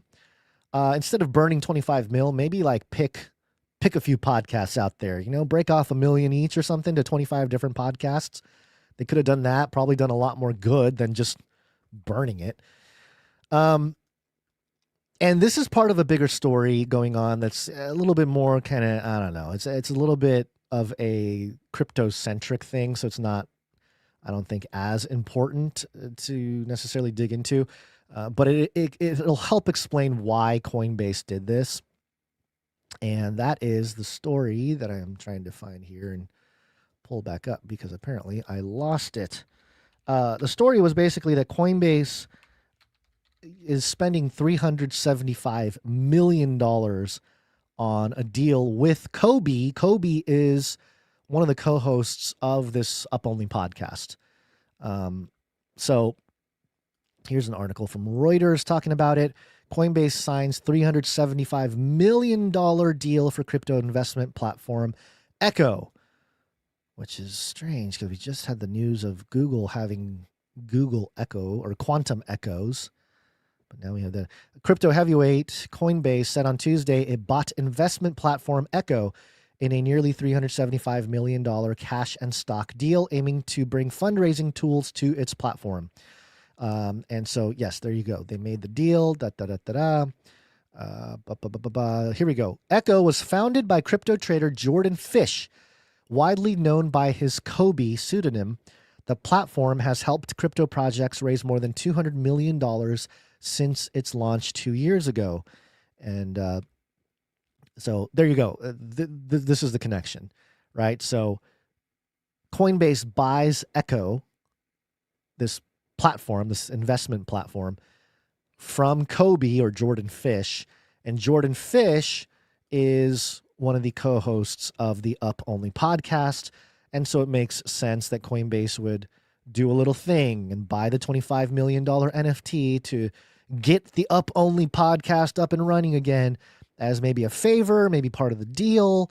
Who knows? But this is, I think this is what's going on with this burning of the $25 million buying NFT. It's the bigger picture being that Coinbase purchased this launch pad that COMMIE made, and maybe the deal is $400 million, and they're going to use $25 million of that to burn that NFT as a marketing tactic to get everybody talking, because ultimately that's what they're buying. They're not buying anything legitimate. Well, I shouldn't say that. They're not buying. As far as the platform Echo goes, that is a real platform, I suppose. A brand, if you will, to facilitate crypto investments or a launch pad for projects or whatever it is. So sure, okay, they're buying that. But how do you get people to talk about it? You buy an NFT for $25 million and then burn it. That gets people talking, right? So it's fascinating how marketing itself is changing in Web3, where purchasing the item itself becomes the marketing. And this is actually apparent if you look back in 2021. There are a whole bunch of big corporations or institutions or celebrities, when they would buy an NFT for a large amount of money, that purchase itself became a marketing event, a marketing story for the public. I'm trying to come up with examples here that had this take place, where I believe it was a CryptoPunk that was sold.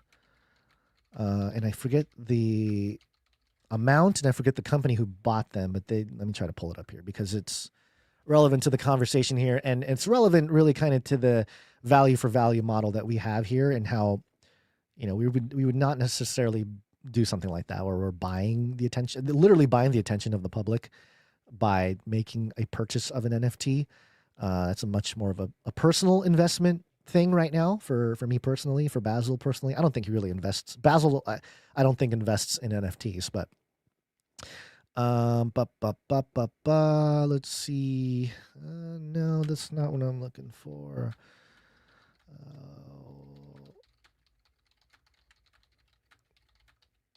Let's see. I'm trying to find it because some of the biggest CryptoPunk sales of all time were, I think it was in like the $50 million range, which is pretty small compared to what we got going here at the 25 million, or at least half. So, all right, I can't find it right away, but let's. Oh, here we go. Oh, no. Who are the purchasers of these NFTs? I'm not able to. Oh, here's one. Tiffany & Co. All right. Maybe this is one that I can use as an example. You know, Tiffany's, the luxury brand. Oh, here we go. There's an example. Tiffany's Alexandre Arnault joins the NFT CryptoPunks community. The son of Bernard Arnault has a new PFP. This is back in February of 2022. The profile picture NFT phenomenon used on social media handles. The move comes just a few days after his father expressed caution regarding the metaverse bubble. That's hilarious. So his dad was like, the metaverse is a bubble. So his son spends $416,000 on a picture of a CryptoPunk. But yes, this was widely regarded as a marketing event for Tiffany & Company, that they would spend nearly $500,000 on a picture of a CryptoPunk for marketing purposes. And so, you know, as an investor of NFTs, if you can purchase them when they're much lower and then sell it to somebody like Tiffany & Co., that is a good investment, right? If you mint them for free, or you pay a couple $100 or maybe even a couple $1,000 for an NFT, but later down the line, you're selling it to huge companies who want that moment. They want that public moment of, hey, we bought this, we're cool too, kind of thing. Then there you go. That investment paid off.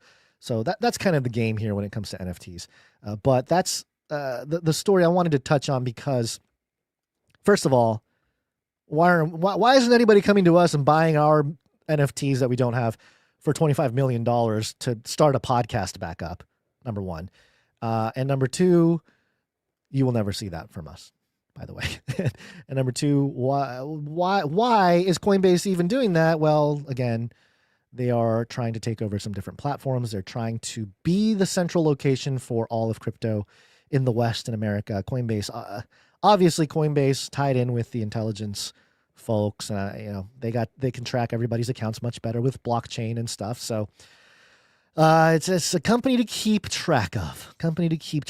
Because they are one of the biggest movers and shakers in Web3 and crypto. Okay. So with that, as part of that, owning cryptocurrencies is going to become more important. Of course, gold and, you know, physical assets and bullets and, I don't know, depending on where you are, maybe a few cases of cigarettes will get you out of trouble. But owning some crypto might be important in the cybernetic era because of the types of things that are taking place out there concerning robots. Now, I'm going to call this a Flippy update, even though this wasn't technically a Flippy update. It was more of a robot update. But let's just call it a Flippy update. Flippy update. Do you want fries with that? Now, Flippy is the disembodied robot arms made by Miso Robotics, whom we identified early on in the seed rounds of the arm, Flippy, that flips burgers. And we did not invest in it. We should have. We probably would have been doing okay had we invested in the seed rounds. Actually, I don't think we could even invest in the seed rounds because of something called accredited investors. You have to have a certain amount of money coming in or in your bank account to even invest in some of these opportunities. Your normal person like myself, we don't have access to certain things like that. Well, Web3 and crypto is changing a little bit of that. But anyway, it's Flippy is a disembodied robot arm that's taking over our jobs. Ding, ding, ding, our jobs. You know, teaching our children, whatever the tagline is. You guys all know it better than I do. So this is right along those lines. And this is coming from the New York Times, I believe. Was it the New York Times? Yes, it was. New York Times. Amazon plans to replace more than 500,000 jobs with robots. Internal documents show the company that changed how people shop has a far-reaching plan to automate 75% of its operations. Okay. Interviews and a cache of internal strategy documents viewed by the New York Times reveal that Amazon executives believe the company is on the cusp of its next big workplace shift, replacing more than 500,000 jobs with robots. Amazon's U.S. workforce has more than tripled since 2018 to almost 1.2 million. But Amazon's automation team expects the company can avoid hiring more than 160,000 people in the US it would otherwise need by 2027. That would save about 30% on each item that Amazon picks, packs, and delivers to customers. Executives told Amazon's board last year that they hoped robotic automation would allow the company to continue to avoid adding to its US workforce in the coming years, even though they expect to sell twice as much products by 2033. That would translate to more than 600,000 people whom Amazon didn't need to hire. At facilities designed for super fast deliveries, Amazon is trying to create warehouses that employ few humans at all. And documents show that Amazon's robotics team has an ultimate goal to automate 75% of its automations. And the reason why I bring it up in the context of crypto is because these robots are going to operate largely on crypto. They're not going to operate on fiat or physical gold or stuff like that. So it's maybe a thing where in order to front run some of the economic rails for robots and not get pummeled by it or left behind, some exposure to cryptocurrency might help you with that. I'm not going to tell you what to do with your money. Your money is your money. Well, you got to follow the Lord's leading with what you want to do with that. But this is a use case or an argument for, at least in the short term. Long term, we know where this is all headed, but in the short term, making strategic investments that will mitigate some kind of financial hardship in the future. But that's just research and opinion. That is not financial advice, period. But, this is, for us, for people that know the Flippy update, this is like, yeah, duh, they finally just said it out loud. We know a place like Amazon has been working towards this goal for years. And they will argue that this will allow more people to enter the creative markets. And I think we will hear that more often. Creators is a thing, right? Content creators. The creator economy is a buzzword that's starting to build up a little bit more. But truly, in order for more people to become quote unquote creators, they got to be not working jobs that are like delivery people for Amazon or cooking food in the kitchen. They got to be out there. They should be creating more, right? Creating content, creating stuff, creating items, whatever it may be. And in that way, that's maybe probably their argument for like, hey, it's going to allow people to pursue things they love more. Now, the handoff to that, not easy and very challenging. I don't think it's going to be easy. I can see a world where a form of universal basic income is put in place to quote unquote and try to make a soft landing when it comes to the shift. But we know if government repeats itself or works in a pattern, we know that when something like that gets implemented and pushed through, very difficult to pull back. You need a guy like Trump coming in, making AI videos pooping on his enemies before stuff can quote unquote change. So I'm not saying that's a good thing or it's going to happen, but I could see the universal basic income crowd becoming louder and louder in the context of this type of move because they're going to be losing their jobs and they're going to need ways to live. And that's the thing, if you would have just been a little bit prudent and invested in the rails before the transition, you might be in better shape than people finding out about it after the fact. But that's really the case with anything. The earlier you are, the crazier you sound, the crazier you look until you're not.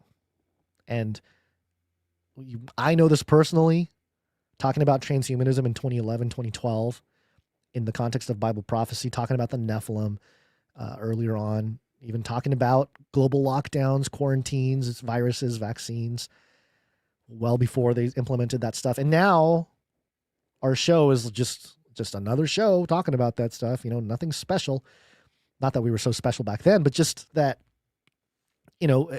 it's not crazy anymore. It's just everyday news.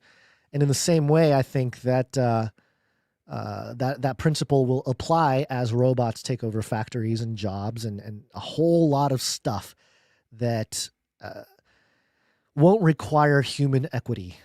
And, whether you think that's good or bad, it probably depends on where you stand or where you sit with your bag and your wallet.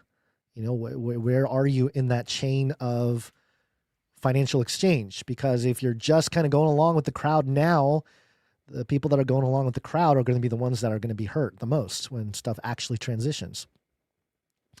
And of course, I think for people like us who are ahead of it, it will be our job to make sure there is the least amount of pain, right? Especially if you're in a financially beneficial spot with all of this, it will truly reveal a person's heart, because if they're going to hoard it for themselves, or are they going to actually help others in that process? So it all goes back to biblical principles for me, no matter how crazy things get, and leaning on those basic biblical principles is how I think we're going to survive a lot of this stuff.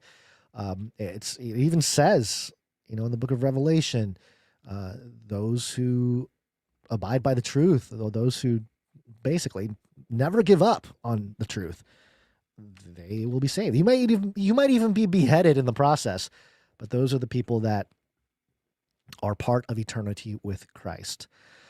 So how long have we been going? Oh, I've been going kind of a long time. Wow. I didn't think I was going to go that long. Let me finish up with one more story and I will get out of here. And this has to do with DNA. 'Cause I'm DNA. And China. This is an exclusive from dailymail.co.uk. How China is stealing American DNA to create communist super soldiers.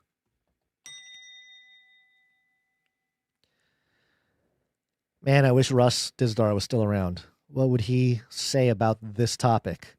He'd probably say, told ya, not a good idea to be sharing your DNA with things like 23andMe and other places.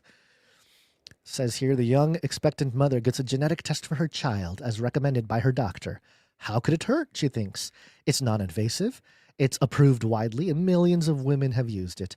But this technology doesn't come from just another biotech company, and her genetic material is not just being used for innocuous patient studies. The Nifty test, a brand-named product of BGI Genomics, was developed in China with the support of the People's Liberation Army, and the genetic information obtained ostensibly to detect Down syndrome and other chromosome abnormalities in unborn children is also used by the Chinese military in areas including what is chillingly calls, quote, improving population quality.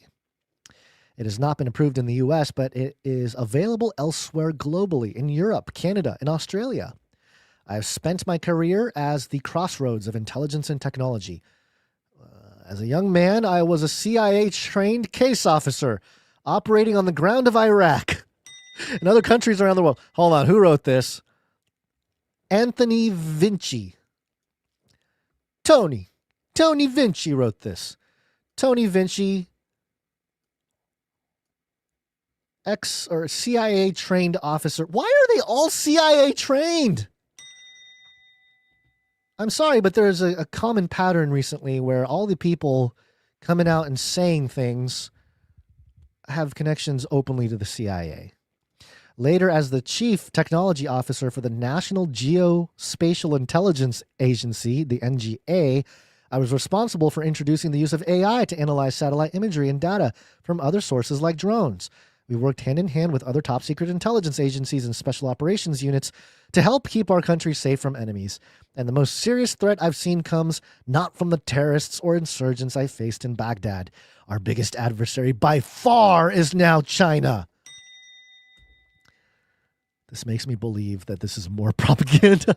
It's like pro-war against China propaganda. Unlike our enemies in the past, China is just as likely to target my wife and son as it is intelligence officers or the military or politicians who run our nation. He's not wrong about that, but okay. Those threats emanate from our cell phone I carry, from the cell phone I carry, from my son's video game system, from our healthcare system, our banks, and our television sets.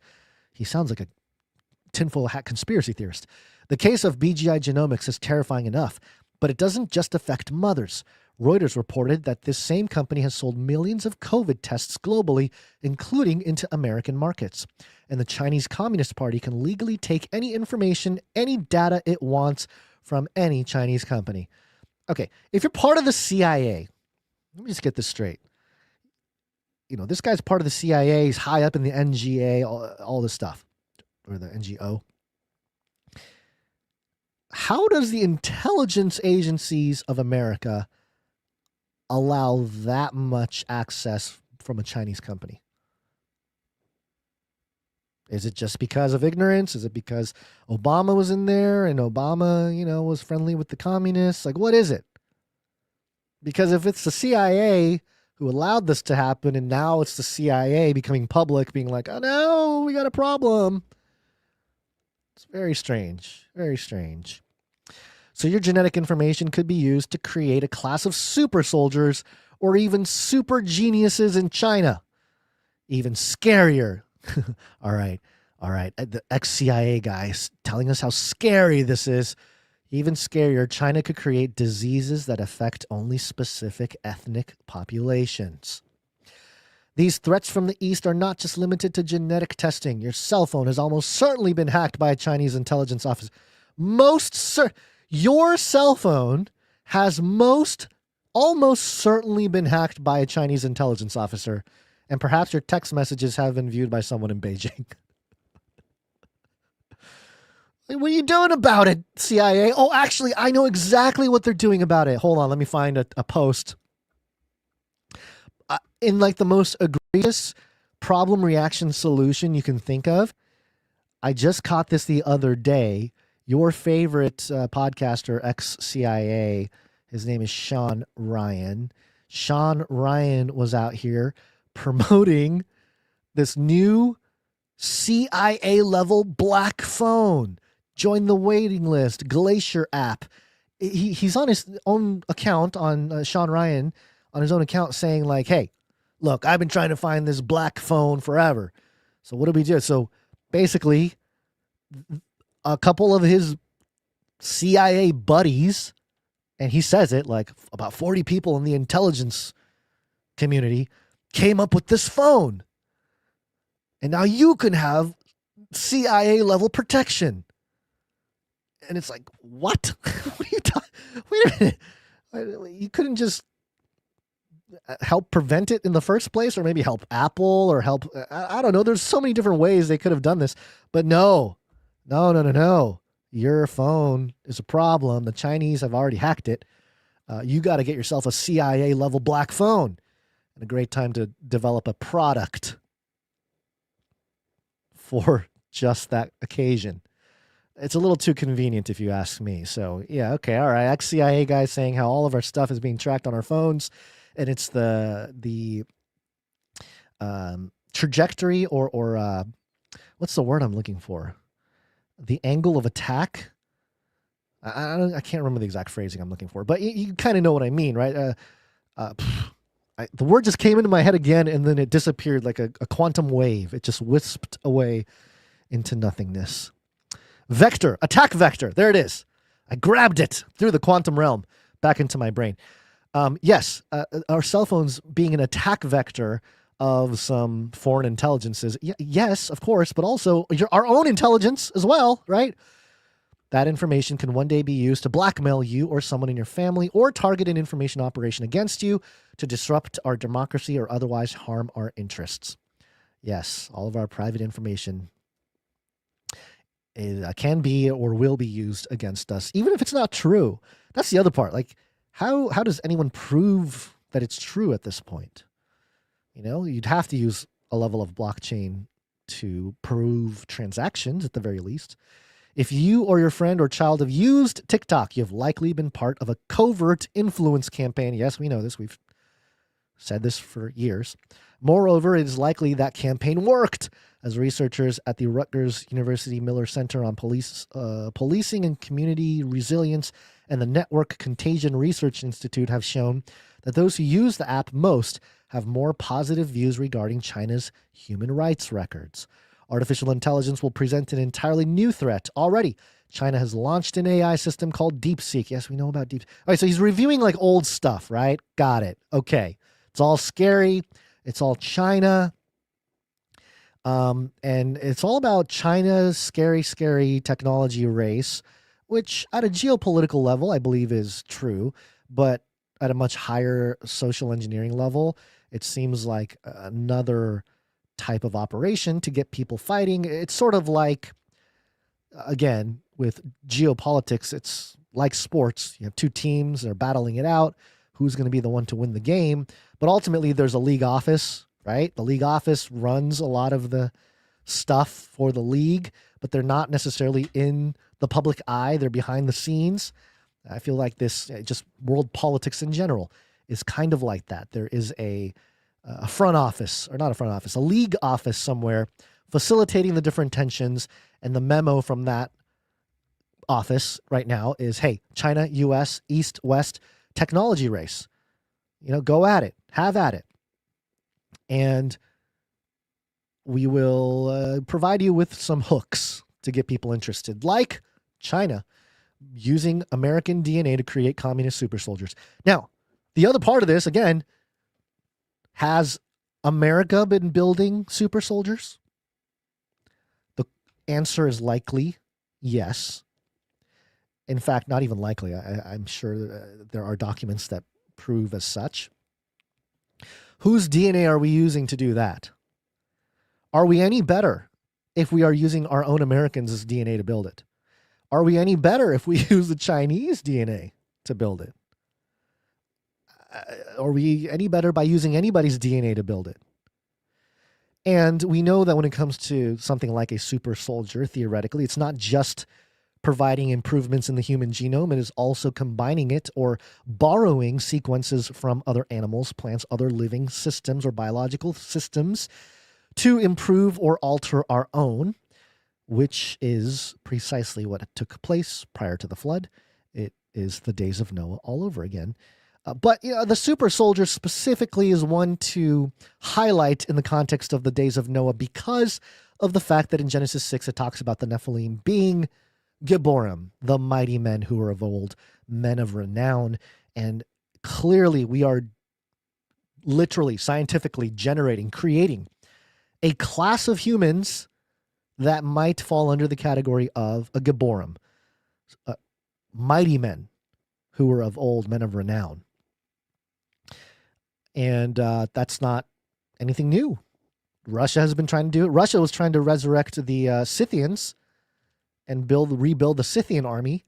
I'm sure America is building their super soldiers. China has their super soldiers. This is probably pretty obvious if you're looking in the right places. And it likely connects to the Nephilim in ways that are much more obvious. The cover-up of the giants with the Smithsonian covering up the existence of giants and their remains throughout history. The discovery of Gilgamesh and Nimrod. Well, some people say Gilgamesh is Nimrod. The discovery of Gilgamesh's tomb in 2003. Could that have provided some genetic information that can be used to create a super soldier? So it's not out of the realm of possibility that all of this is already being developed. But of course, we need to have the geopolitical narratives develop. The fifth generation warfare at its finest here. And I'm not even saying that China isn't communist or China is good or anything like that. It's funny because if Anthony Vinci heard my take on all of this, he might think, you must be Chinese intelligence, right? Because I'm not like all for this American side of things. I mean, I would just have questions is all I'm saying. Have Americans used any DNA to develop super soldiers is my biggest question when it comes to all this. Are we any better? Because ethically, I guarantee we're not. We're not any better. We don't have the moral high ground on genetic engineering super soldiers. So to make it seem like communist China is this big problem because of what they're doing and building, I don't think so. I think this is propaganda to create enemies, at least for the public to, be for one class of super soldiers, the American super soldiers, and not for the communist super soldiers. So, there's so many different ways that it can be built out, but I am going to stop right there. I think that will do it for this episode. Hopefully you got something out of it, and hopefully you get some inspiration. If not by the Holy Spirit, then I don't know, just a little bit of motivation to go read the Bible, to go study some of these issues. If you're new to it, motivations don't last though, so don't rely on motivation as part of wanting to dig into the stuff. You really have to have a genuine curiosity and love for the Word of God and a pursuit for truth to stay on this path for truth, this seeking for truth. I believe we have, as a humanity, a human being, we've been gifted with the gospel of Jesus Christ, a very simple yet profound and ultimately eternally consequential thing, the resurrection of Jesus Christ, the dying on the cross for our sins, having a supernatural effect, not just a physical one, and ultimately his return being part of the restoration of all of creation, at least for 1,000 years, or maybe more than that, actually, now that I think about it. It's beyond that. But I believe that this is the ultimate truth. Jesus Christ, the way, the truth, and the life. He is in the Word. The Word is living. You can study the Word and tap into this eternal stream of truth. And when you do that, all of world news becomes, what's the word? I was going to say finicky, but I guess they become frivolous. That's the word I'm looking for. Most world events, as crazy as things are, the more I lean into the truth of Christ and the more I lean into the scriptures and study it and learn it and pray and do all the things that a good Christian should be doing, the more I'm like, all the world news events, it's frivolous. It's meant to confuse people. It's meant to control you, your behavior. And they're almost pointless. And of course, they're not entirely pointless. We wouldn't have a show.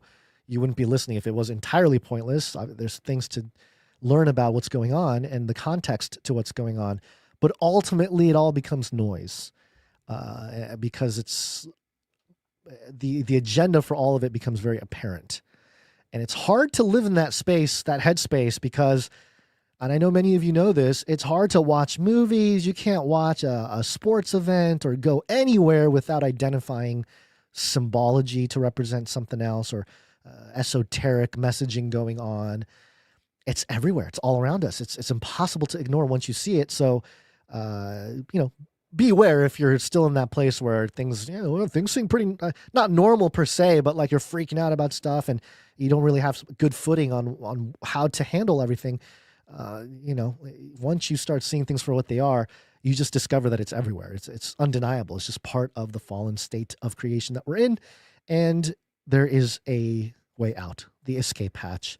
It's found with Jesus Christ, the blood that was shed on the cross for our sins. And through that, there's redemption. And through that, there's restoration. And through that, we are changed. We are born again, and we are renewed in so many ways. And even though, parts of us are still there, we're trying to get rid of our old self. We're trying to die to our old selves and really put on that resurrected body. But until that happens physically, which we are promised, which Jesus' resurrection demonstrated, the power at which God operates when he wants to in the power to overcome death. Once that takes place, there you go. A lot of prophecies will be fulfilled and we will perhaps be reunited with loved ones and see everything for what they really are. And in looking at that blessed hope, the story about quantum computers and AI taking over and blockchains and, the Department of Homeland Security posting crude images and, all these different stories, they're kind of frivolous. They're kind of, it's just kind of like, yep, the world doing what the world do. And we're all just waiting for Jesus to return because things are going to keep getting bad. And of course, we should step into places where there are gaps where we're able to and present an opposing view or try to stop from certain totalitarian things or evil things to take place. That is our job. But that shouldn't be it shouldn't be something that necessarily gets put on the timeline every time. And I think that's where our perceptions are all skewed on social media, is that you only see what you see on social media on the timeline. So, you can see someone donate a lot of money to a charity or something, but if they're out there saying, hey, we donated to charity, well, that serves as good social credit or social perception. But if that's all they're doing it for, it's probably not a great place. And that's where, the heart comes in, your intentions come in, and that's something that only God can analyze. It's not for us to analyze. But knowing that, we can, sort of handle things going on out there with a little bit of a grain of salt, and knowing that there is an ultimate truth, and trusting God will take care of all of it in the end. The true justice will be had through Christ. So there you go. Okay, if you get something out of this show and you'd like to support us, you can go to canarycry.support, become a producer of the podcast. That's a real title. You can put it in your resume, your CV, your LinkedIn profile, whatever it is. You can say you are a producer of Canary Cry News Talk, and you can even list your level and how long you've been producing and all those things. And if there is anybody that needs us to vouch for you, we can do that too. It hasn't happened a whole lot, but that is something we are open to. If you're trying to get a job and you want to show that you have experience producing a podcast, you can actually say, hey, I helped produce this podcast. And, if we get an email or something, we can respond and say, yep, facts. This producer, in fact, did help support the podcast or produced the podcast. So that's an option for you. You can see at canarycry.support all the different ways you can support the podcast with your treasure. We appreciate every bit of it, and we will thank you properly when Basil gets back. And also, I believe yesterday was Basil's birthday. So again, birthday wishes to Basil, and we'll do that properly when he gets back. Also, supply drop, canarycrysupplydrop.com. Look for your supply drop if you are part of it. Join in if you want in on the fun. I think stuff is getting out there already. But yeah, if you do have pictures of it and stuff, share it either with us or on the timeline on get an X account, share it on X, put it under Face Like the Sun or Gon's post or the Canary Cry page or something. Just get out there and do it, just so, you don't have to dox yourself or anything. You can just show the stuff, and it'll just provide a way for other people to maybe look at the stuff and go, hey, this is pretty cool stuff. What is it even about? And they can maybe learn about the podcast that way. So you would actually be producing the show in that way just by taking photos of your stuff that you get as a supply dropper, or a t-shirt council guy taking a picture with the t-shirt, stuff like that. So there you go. Also, Canary Cry stuff, more specifically, coffee, Cage Rattler coffee. Go to cagerattlercoffee.com and you can support the show and get your caffeine fix all at the same time. Cage Rattler Coffee, where value for value never tasted so good. Yep, you can get all kinds of coffee there. Your Nephilim Hunter Dark Roast. You got your Emu Wranglers. Just go check it out. Canary Cry. I keep saying Canary Cry. CageRattlerCoffee.com. We had a producer that built this whole thing up, and a portion of each purchase goes to support the show. So you can support the show that way, which is, just another option for anybody out there who wants value out of the show and caffeine at the same time. Hey, look at that. Gold bounced, everybody. Gold has finally bounced. It's up to $4,100 again. Sorry, I just saw the chart, so I wanted to mention that.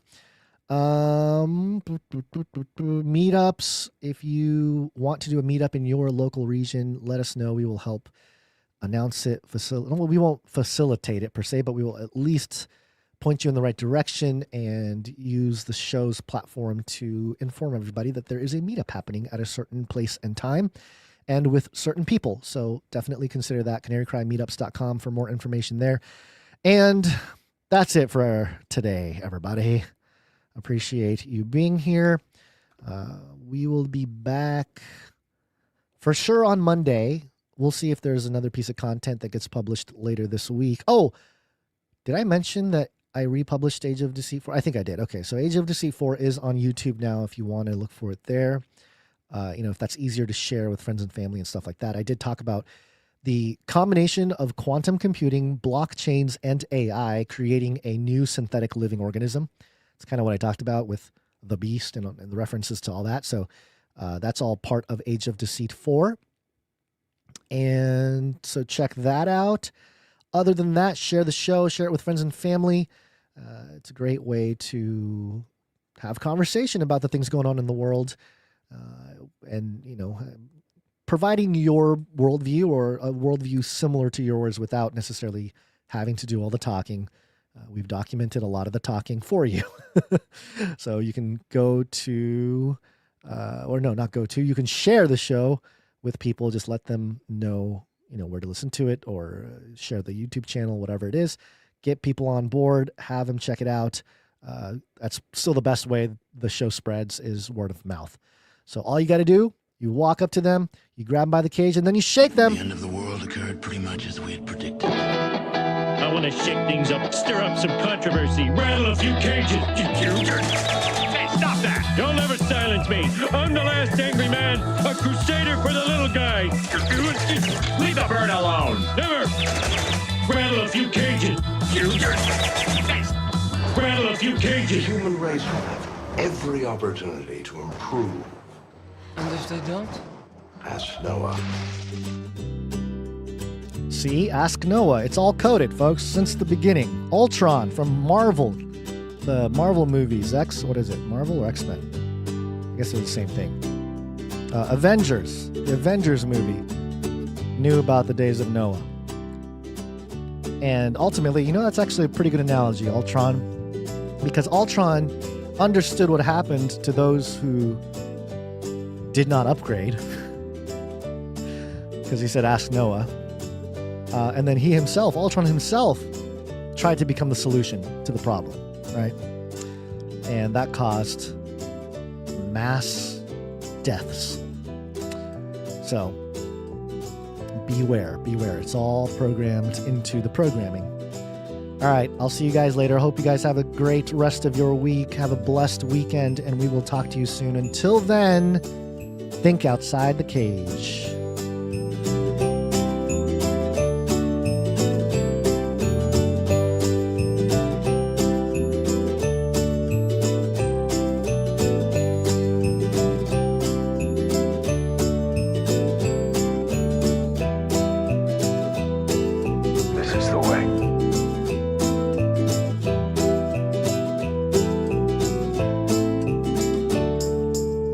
Remember, reality is an illusion. The universe is a hologram. Buy gold. Buy!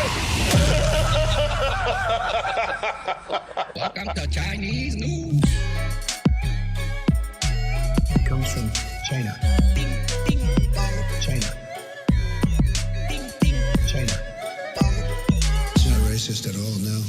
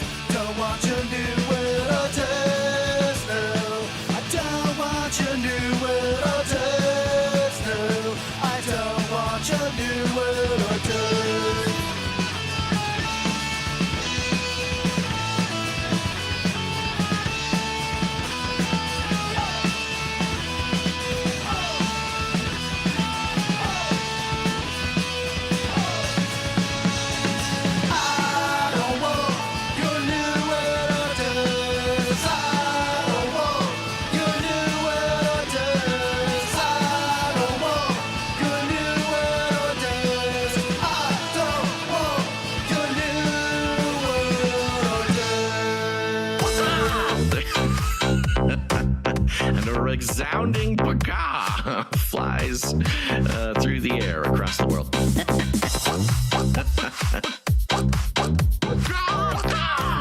Why are you screaming like a wild bird? Rattle their cage. You have a lot of people screaming randomly. Why don't you shout? It'll be their call out. Okay. have a lot of people screaming randomly. Go ahead and. Why don't you shout?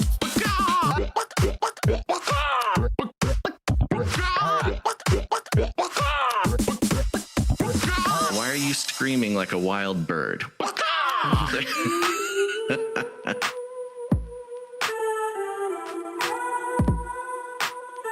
It's like you got the Neuralink upgrade or something, right? Sure, yeah. Sounds, I feel like a SoundCloud rapper now. Changing the intro music has historically been the most traumatizing possible thing we can do to people. Yeah. People get really upset. People get really upset. People get really upset. I mean, I'm not gonna make a big long thing about it, but getting like traumatizing, specifically, you know, kind of another way to produce trauma. Value for value. We take no money from corporations, commies, or cartels. Canary cry.